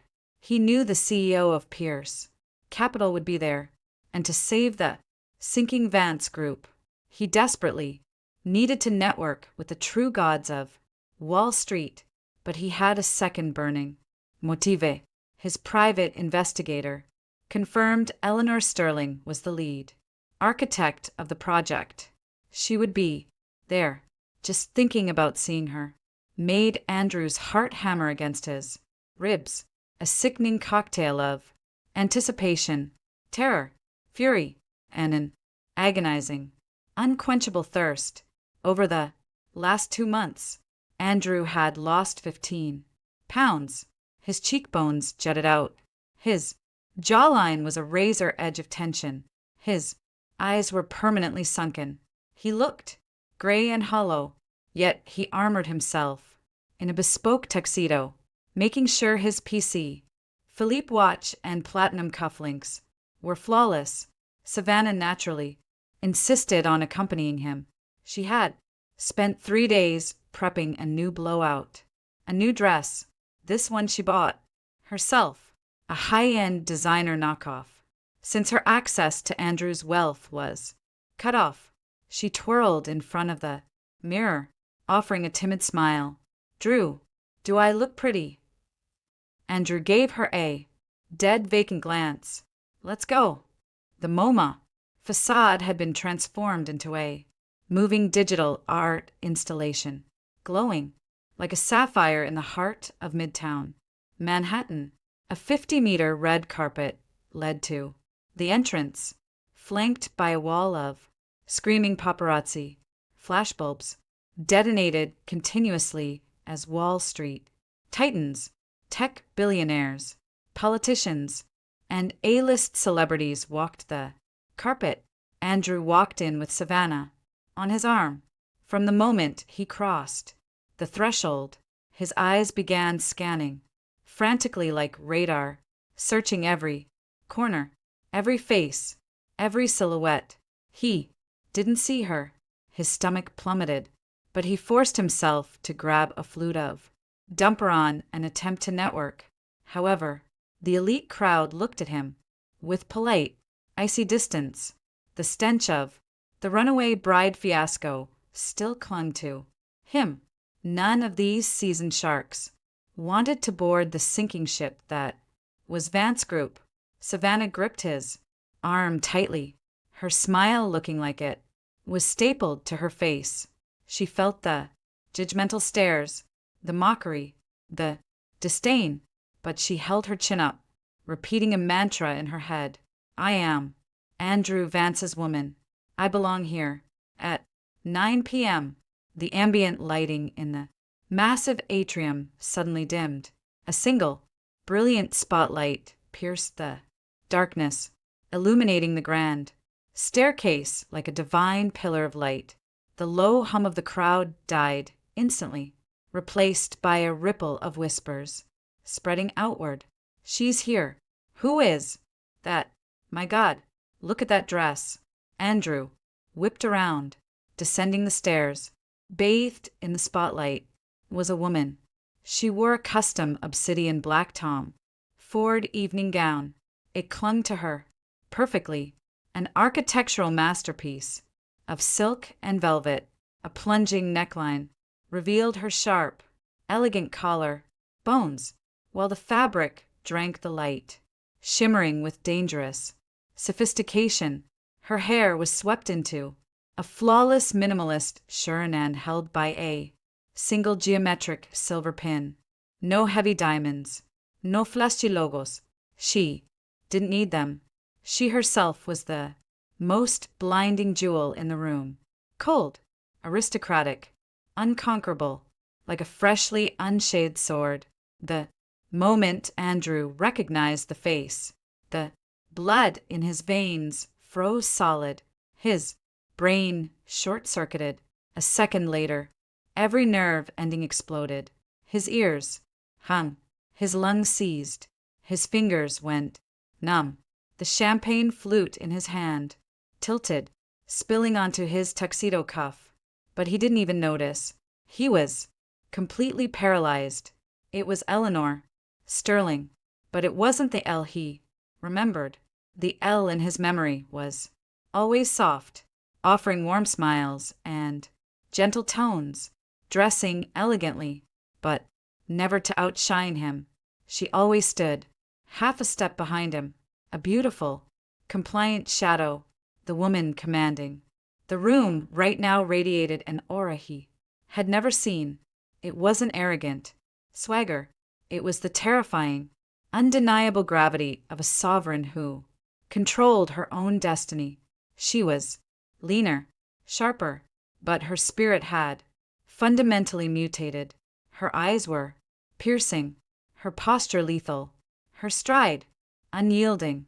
She was no longer the cautious, obedient Vance fiancée. She was Eleanor Sterling, unapologetically, completely herself. The lights came back up. The MC on stage announced the official opening, but no one was listening. Every eye was glued to Elle.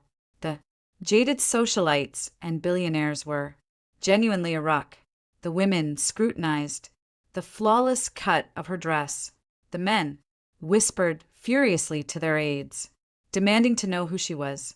That's the lead architect for Pierce Capital's Miami project, someone murmured loudly. Nearby, Eleanor Sterling, the one who dumped Andrew Vance at the plaza. No wonder Vance looks like he just swallowed glass. The whisper stabbed Andrew from all sides, but he was numb to them. He simply stared at Elle's back as she seamlessly integrated into a circle of elite European art collectors and Silicon Valley billionaires. She carried herself with effortless supremacy, smiling occasionally, speaking softly. The men around her looked at her with blatant reverent admiration. At one point, her gaze swept across the room and collided with his for a fraction of a second, and then her eyes kept moving without a pause, without surprise, without anger, without a single flicker of emotion, as if she had looked at a blank wall, or rather a speck of dust not worth a microsecond of processing power. That absolute godlike indifference hurt a thousand times more than a knife to the gut. Andrew gripped his glass until his knuckles turned white. His heart contracted so violently he almost doubled over. Drew, Savannah's voice, trembled beside him, laced with panic. What's wrong? Who are you looking at? She followed his gaze and spotted the woman in black. Savannah's face morphed. Instantly, envy toxic and primal. slithered up her spine, and choked her. That dress was clearly custom couture, something she couldn't afford with a year's allowance. The aura Elle projected was something Savannah could never emulate in 100 lifetimes, and the billionaires surrounding Elle possessed enough wealth to buy Savannah's entire existence 10 times over. She dug her acrylic nails into Andrew's arm. Drew, her voice shook with crushing insecurity. Is that Elle? Andrew didn't answer. He couldn't even hear her. The only sound in his universe was the deafening pounding of his own heart. Thump, thump, thump. Every beat hammered home the brutal truth. He had lost. He had lost permanently, and the woman he lost was ascending at terminal velocity, transforming into a radiant deity, completely out of his reach. Savannah couldn't take it.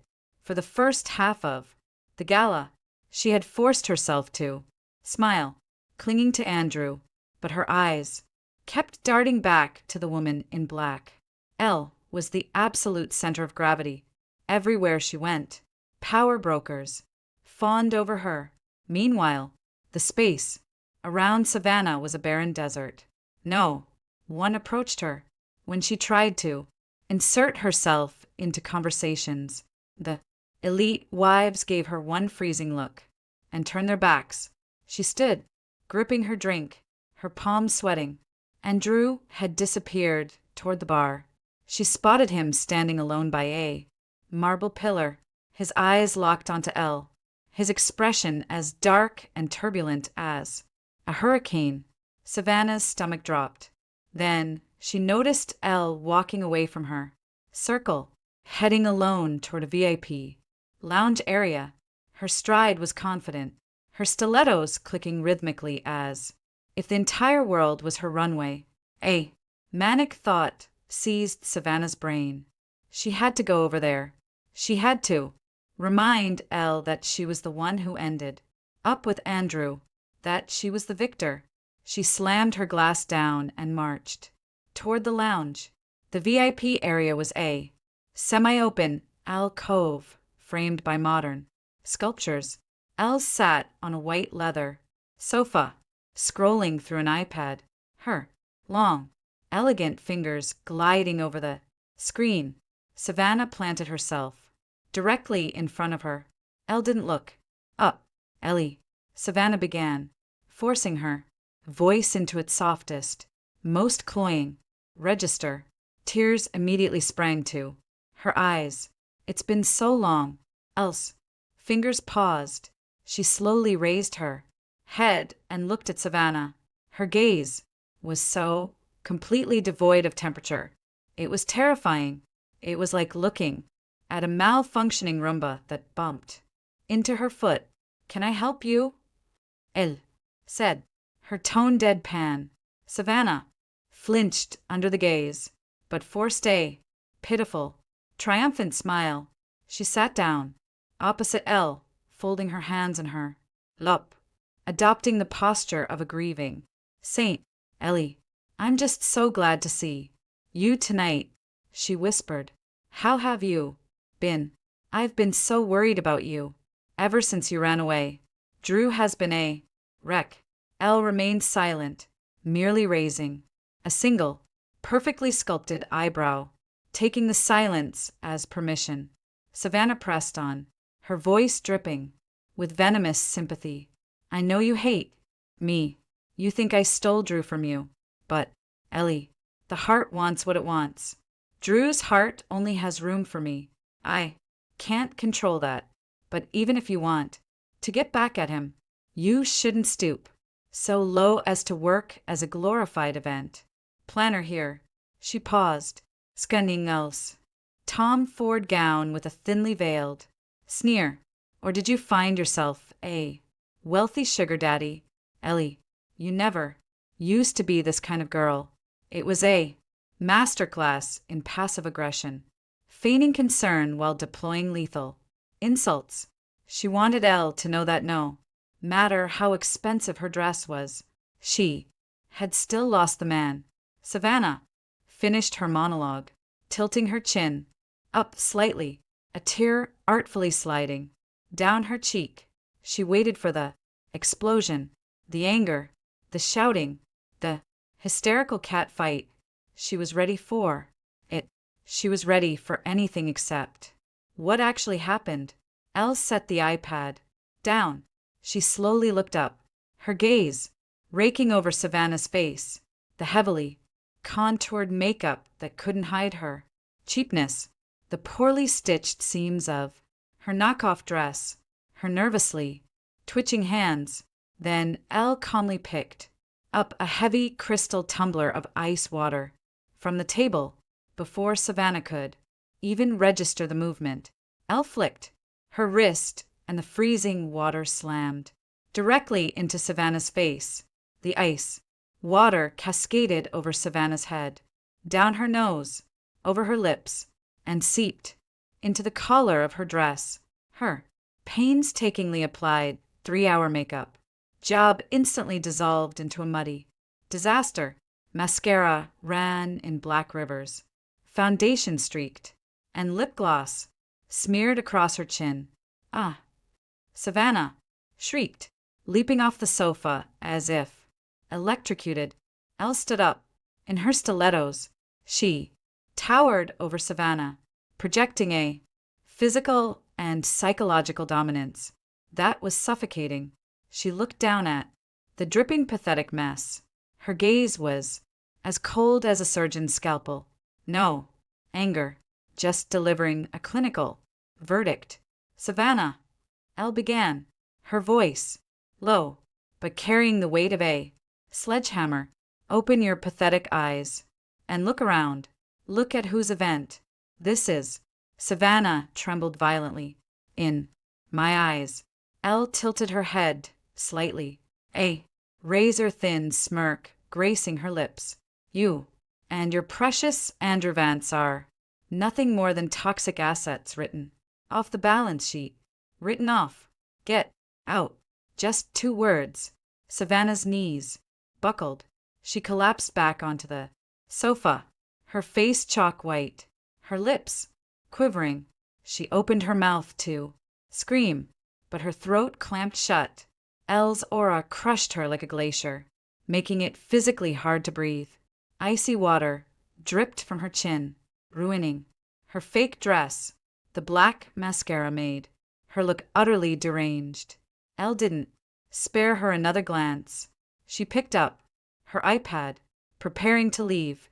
At that exact moment, heavy, frantic footsteps approached. Andrew had heard Savannah shriek and rushed in. His eyes first hit the drenched, collapsed Savannah, then snapped to Elle's retreating back. Elle, his voice was harsh and jagged, carrying the repressed agony of 2 months. Don't cross the line.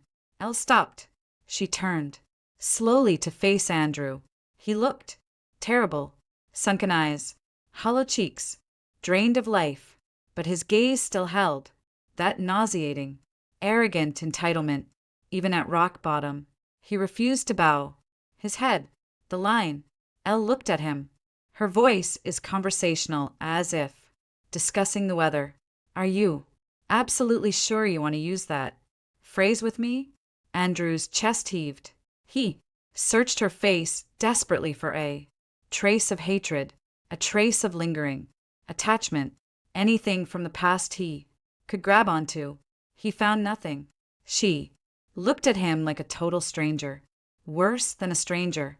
A stranger warrants curiosity. To her, he was a blank piece of paper, swept away by the wind. Do you think, because you found some Wall Street sugar, Daddy, you can? His sentence was severed by the sound of measured rhythmic footsteps approaching from behind. The cadence was unhurried, but each step struck the marble floor like a judge's gavel. Andrew whipped around. Julian Pierce stepped into the lounge. Behind him, flanked for executive protection, agents in black suits, exuding lethal, impenetrable professionalism.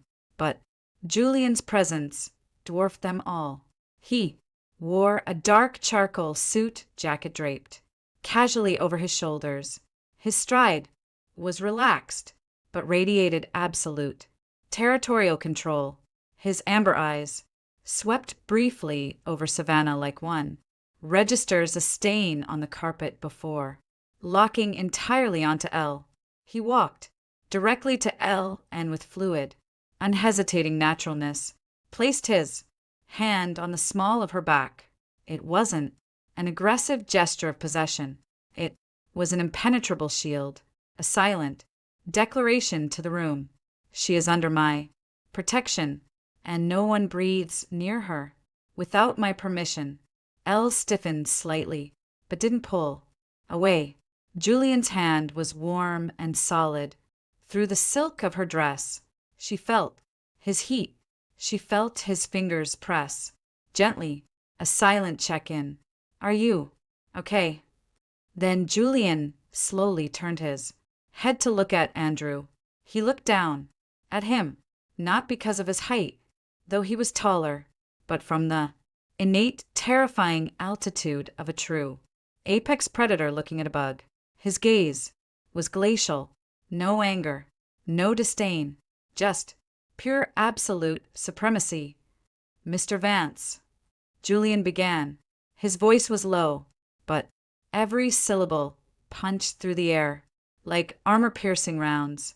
Show some respect to my fiancé. Fiancé. The word detonated in Andrew's brain like a thermonuclear bomb. His pupils shrank to pinpricks. He looked like he had just been hit by a freight train. His eyes darted wildly between Julian and Elle, from Julian's hand resting on her waist to Elle's calm, serene face. Fiancé. She was Julian Pierce's fiancé. The Julian Pierce, the phantom god of Wall Street, the man who could make Andrew's father beg on his knees. She was his. You. Andrew's lips trembled violently. His voice was a pathetic rasp. That's impossible. Julian ignored his shock entirely. He didn't waste a microcond looking at Andrew. Instead, he tilted his head toward Elle, his voice dropping to a murmur only she could hear. Are you all right? Elle nodded. Julian then turned his gaze back to Andrew. This time, a new element entered his voice. Not anger, something vastly more terrifying, cold, calculated, extermination. By the way, Julian stated, flatly, effective tomorrow morning.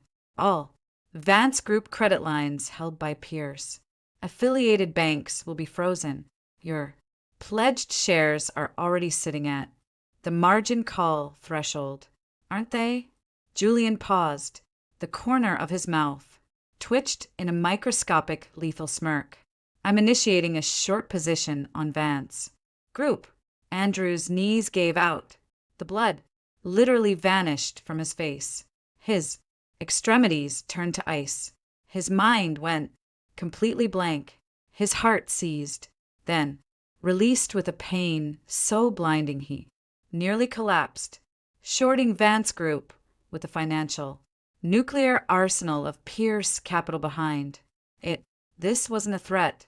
It was an execution order. Andrew stared at Elle, pressed against Julian's side. He wanted to lunge at her, grab her hand, scream, ask why. Why did she leave so ruthlessly? Why did she align with his ultimate enemy? Why wouldn't she even give him the dignity of her hatred? But his legs were filled with lead, because he finally truly understood the gap between him and Julian Pierce was not something effort could bridge. It was the gap between an ant god. He thought he was at the top of the pyramid, but standing before Julian, he wasn't even on the stairs, and Elle, the woman he treated as a disposable tool, was now standing on the true summit beside a man Andrew could never hope to touch. Savannah, shivering in the corner, was paralyzed with terror. Seeing Julian's face, she turned gray. She didn't know exactly who he was, but she recognized the suffocating aura of ultimate power. She opened her mouth to call for Andrew, but no sound came out. Julian gave Andrew one final glance, filled with nothing but casual pity. Then he turned, and keeping his hands securely on Elle's back, guided her out of the lounge. Their silhouettes disappeared into the blinding lights of the main hall. Andrew was left alone. His legs finally failed him, and he crashed onto the sofa, looking as if his spine had been ripped out. Cold sweat soaked his custom shirt. His fingers trembled uncontrollably.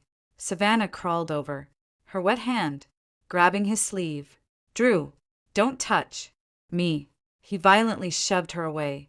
His voice was an unrecognizable guttural roar. Savannah scrambled back, sobbing hysterically, but Andrew didn't care. He buried his face in his trembling hands.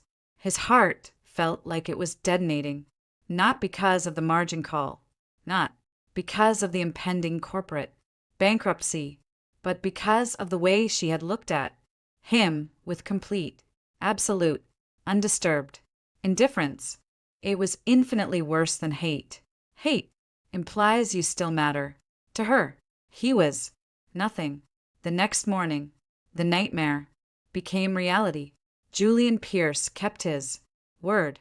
At 9 a.m., right as the bell rang on Wall Street, 3 major banks, affiliated with Pierce Capital, simultaneously issued notices freezing all Vance Group credit lines, demanding immediate repayment of short-term loans. Within 30 days, simultaneously, institutional investors initiated a massive coordinated dump of Vance Group stock on the secondary market. The attack was precise, overwhelming, and merciless, like a scalpel slicing through a jugular vein. 30 minutes into trading, the stock was down 9%. By noon, it plunged 14%. Before the closing bell, the SEC halted trading on the ticker. The financial world exploded. The news that Pierce Capital was shorting Vance Group hit the Bloomberg terminals like a shock wave. Everyone knew what it meant. If Pierce was shorting you, you were marked for death. And Drew had been locked in the boardroom since 9 a.m. The table was buried in margin call notices, legal threats, and liquidity reports. The phone screamed endlessly. Mr. Vance Chase is demanding $200 million in additional collateral by Friday. Mr. Vance, 3 major suppliers have halted shipments pending cash-in. Advance confirmation.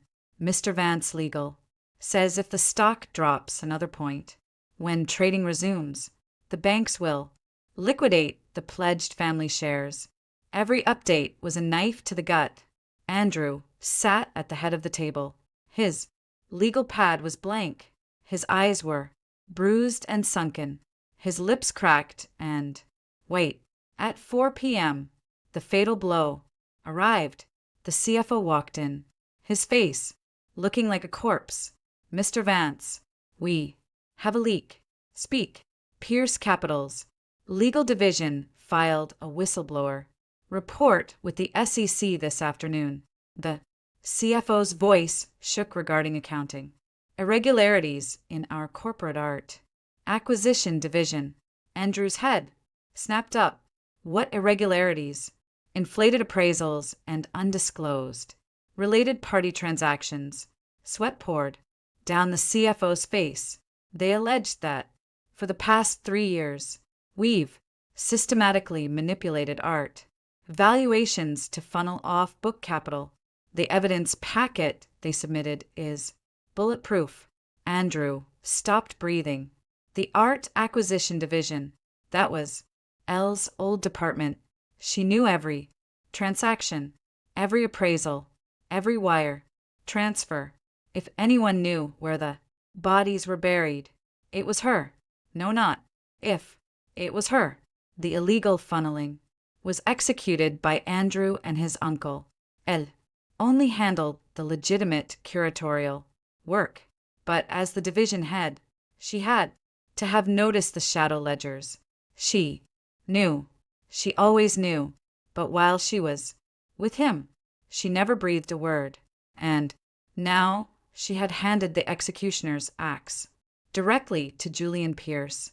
Andrew slowly leaned back in his chair, staring up at the harsh fluorescent lights.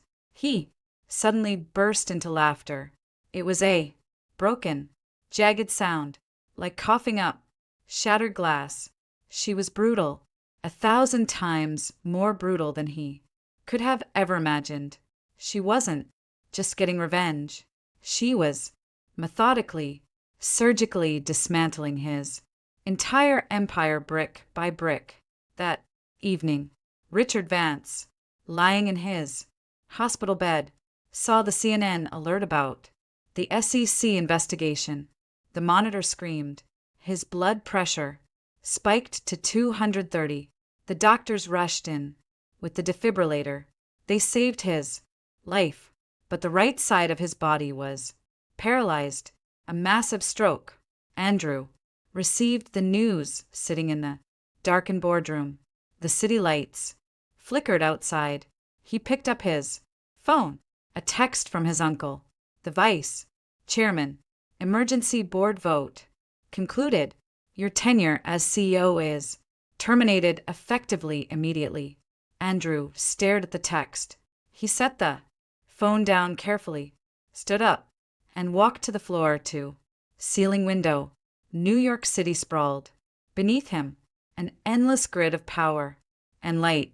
But as of today, he was no longer part of it. He had been permanently expelled from his own dynasty, and it all started 2 months ago with one sentence in a ballroom, marrying her. Temporarily. Temporary, he whispered, his lips twitching. He rested his forehead against the cold glass. He finally admitted it. Elle wasn't crazy. She wasn't overreacting.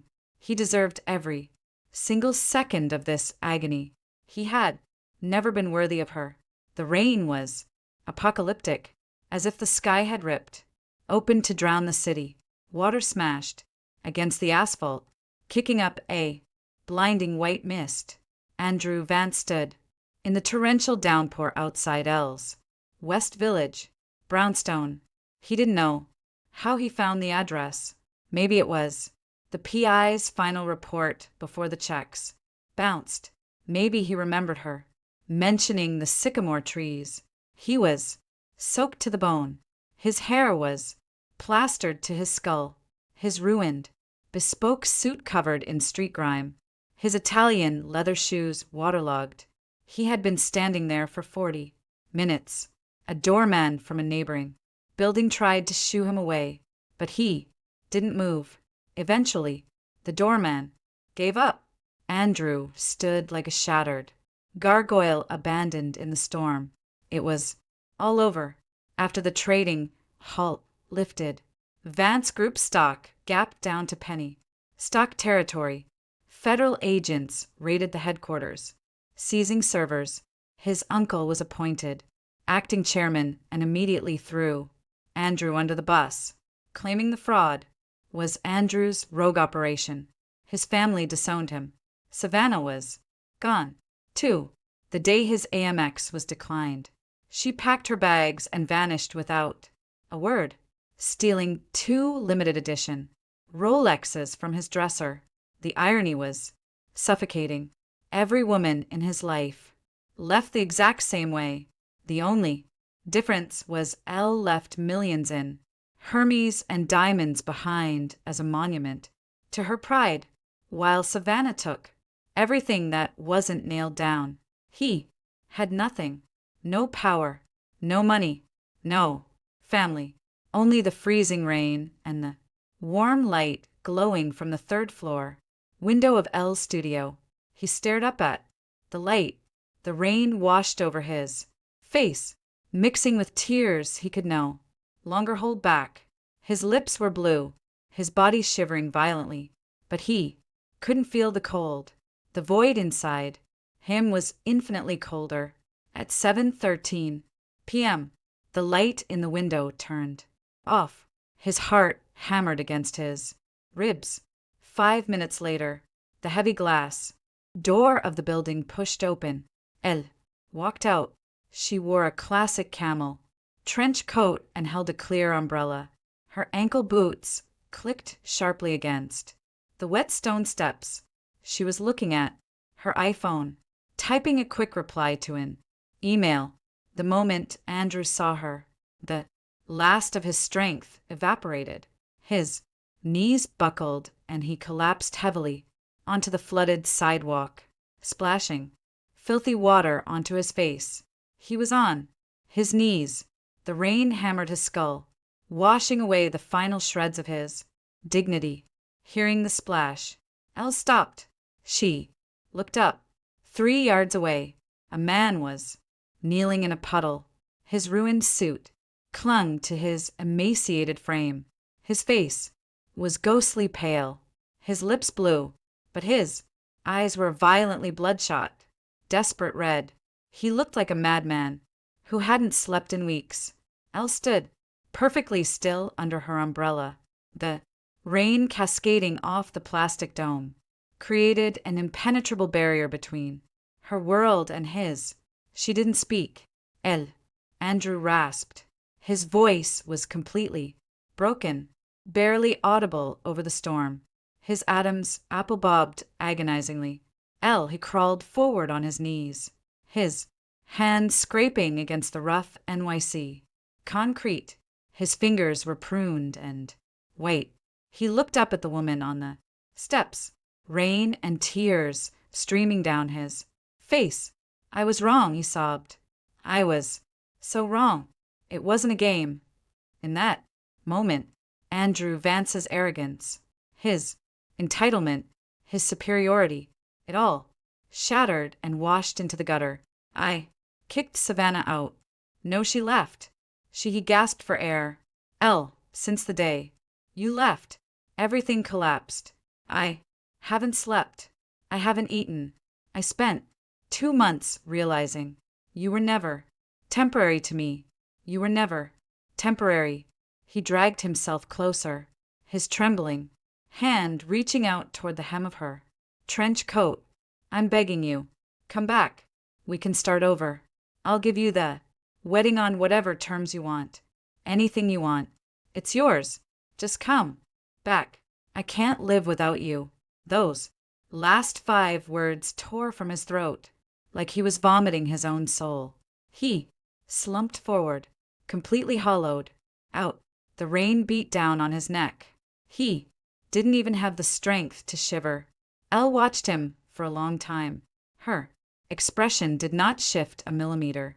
There was no anger, no pity, no disgust, not even the sick satisfaction of revenge, just absolute tranquility, like looking at a closed case file from a past life that no longer concerned her.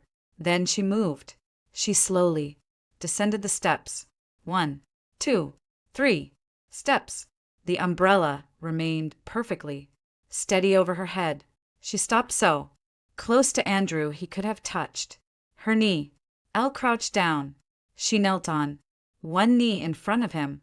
Even in this position, her spine was straight, her aura souveraine, like a high court judge, leaning in to hear a condemned man's final plea. She raised her hand. Her long, elegant fingers lightly touched his filthy, wet cheek. The contact was so gentle that Andrew flinched violently. A blinding flash of hope ignited in his chest. She softened. I won. I can still fix this. But her next words ground his delusions into dust. Andrew. She called his name softly. Her voice cut clearly through the rain. When you stood behind that door and told them you were marrying me temporarily, you sounded so incredibly confident, didn't you? Andrew stopped breathing. Elle's fingers slipped from his cheek, carrying a smudge of street grime. She stared at her fingers, then calmly pulled a tissue from her pocket and wiped them clean. The movement was elegant to the point of cruelty. "Thank you for that reminder. By the way," she said quietly. She stood up, looking down at the man, groveling in the mud. "It allowed me to liquidate all my Vance Group equity at its absolute peak." She gave him one final look. No hut, no love, just an impenetrable, lethal indifference. "The man you are right now isn't even worthy to shine the soles of my boots." She turned around. The umbrella spun slightly, shedding water. Her stride was unbroken, decisive. She walked through the puddles, the street lights catching, the splashing water like shattered diamonds. She didn't look back once. Andrew remained on his knees in the storm. His mouth hung open. His eyes were locked onto her fading silhouette. He wanted to scream, to run, to tackle her and beg, but his body refused to obey him. His life was permanently out of his control. The rain intensified. Elle's silhouette vanished around the corner of the block, idling silently on. The cross street was a black Maybach, its headlights piercing the rain. The rear door pushed open from the inside. A strong, aristocratic hand reached out and firmly took Elle's umbrella as she slid into the cabin. Julian Pierce sat in the back seat. His amber eyes flicked briefly toward the pathetic figure kneeling in the distance, then immediately returned to Elle's face. "Handle?" Julian asked, his voice low and steady. Elle clicked her seatbelt, leaned back against the plush leather, and exhaled softly. "Yes." Julian didn't ask another question. He reached forward and nudged the climate control up 2 degrees. Then he picked up a loro piena cashmere throw and draped it silently over her legs. The heavy car glided smoothly away, disappearing into the neon-lit Manhattan storm. Savannah's demise came faster than anyone anticipated after Andrew was ruined, or rather after she abandoned the sinking ship. Her life hit a brick wall at terminal velocity. Without Andrew's black card and without the halo of being a billionaire's fiancée, she plummeted back to reality. She rented a dingy basement apartment in Queens, damp, dark, with mold in the corners. Compared to the penthouse, it was a dungeon, but she refused to accept defeat. The envy was eating her alive. Why did why did Elle get Julian Pierce? Why is the woman I humiliated now sitting on the throne of the city driven by manic jealousy? She started calling tabloid reporters. "I have dirt on Eleanor Sterling," she whispered frantically into her burner phone. Her scams inside Vance Group. How she manipulated Julian Pierce. "Will you pay for an exclusive?" The paparazzi were interested, but Savannah didn't realize that 5 minutes after she made the call, the audio recording was already sitting on the desk of Pierce Capital's chief legal officer. Julian's intelligence network was so absolute she couldn't even comprehend it. That same afternoon, before Savannah could meet a single reporter, a team of 6 corporate litigators knocked on her basement door. They didn't bring a cease and desist. They brought a 3 inches thick binder of evidence detailing how Savannah had committed fraud, identity theft, and embezzlement over the last 2 years. Forged checks, fake invoices, maxing out corporate accounts under Andrew's name to the tune of $3 million, plus defrauding luxury boutiques by borrowing jewelry as the future Mrs. Vance and never returning it. Every charge was backed by bank statements, IP logs, and HD surveillance footage. It was a flawless kill shot. When Savannah saw the documents, Her face turned green, then dead gray. You, this is slander, she shrieked hysterically. It's fake. Elle sent you to ruin me, Miss Savannah, the lead attorney said, flawlessly, ignoring her outburst. These files have already been submitted to the U.S. Attorney for the Southern District of New York. We highly recommend you retain Criminal Defense Counsel. That evening, 2 NYPD detectives and windbreakers arrived at the basement. As they cuffed her, Savannah practically lost her mind. She was dragged out of the moldy hallway, thrashing and screaming. Lest destroyed me. Damn you to hell. Her screams echoed down the stairwell like the dying shrieks of a feral animal. No one cared. That same night, every major news network led with the grand opening of the Miami Global Arts Hub. In its first week, transaction volume exceeded $10 billion. On the Bloomberg screens, Elle stood at the podium of a historic auction house, wearing a crisp, white blazer. She was radiant, commanding, and serene. Julian Pierce stood one step behind her, his eyes locked onto her with terrifying focus. The contrast between the goddess on the screen and the screaming smeared makeup fraudster in the back of an NYPD cruiser was the most poetic irony in the world. 3 months later, at the Global Art Industries premiere gala at Lincoln Center, Eleanor Sterling was nominated for and won the Global Curator of the Year award for her unprecedented triumph with the Miami Hub. It was the highest honor in the field. Previous winners were industry titans with decades of experience. At 30, she was the youngest laureate in the award's history. The ceremony was held in the Grand Theater, under a ceiling painted with Renaissance frescoes and crystal chandeliers glowing like galaxies. The audience wasn't just local socialites, but the apex predators of global culture and finance. Elle stood on stage. She wore a minimalist black column dress devoid of heavy jewelry, save for a single vintage pearl earring and a geometric silver brooch. Clean, pure, but in the spotlight, she radiated a luminescence that didn't come from diamonds or designer tags.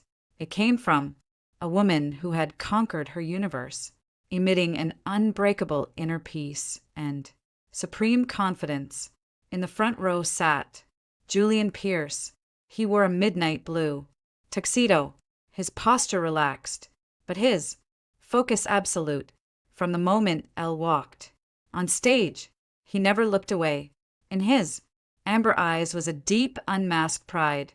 Not the possessive pride of this is my property, but pure, profound reverence. She deserves the entire world. After the ceremony, they stood together on the private rooftop terrace of Lincoln Center. The crisp night wind swept off the Hudson River.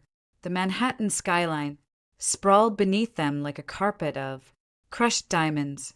From the ballroom below, the faint melodic notes of a grand piano drifted upward. Elle leaned against the glass parapet holding the heavy crystal award. In the moonlight, the glass base glowed with a faint blue light. Julian approached from behind. His footsteps were silent, but Elle felt his gravity instantly. She didn't turn around. A soft, genuine smile played on her lips. He stepped up right behind her, his arms wrapping naturally around her waist, not too tight, not too loose, just enough for her to lean back against his solid chest without feeling caged. Cold? He asked. His chin rested lightly on the top of her head, his low rumble vibrating against her. No. They stood in comfortable silence for a few moments. Then Julian reached into the inner pocket of his tuxedo jacket and pulled out a small black velvet box. He didn't drop to one knee. He didn't orchestrate a flashy spectacle. He simply held the box in front of her and popped it open. With his thumb, inside was a ring, not an obnoxious, blinding diamond meant to flex wealth. It was a minimalist, flawless platinum band holding a single, impeccably cut, deep blue sapphire. It pulsed quietly in the dark like a captured star. Elle, he murmured. Elle turned in his arms and looked up at him. The moonlight washed over his sharp features, making his amber eyes look transparent and incredibly tender. She had never seen this look in any man's eyes.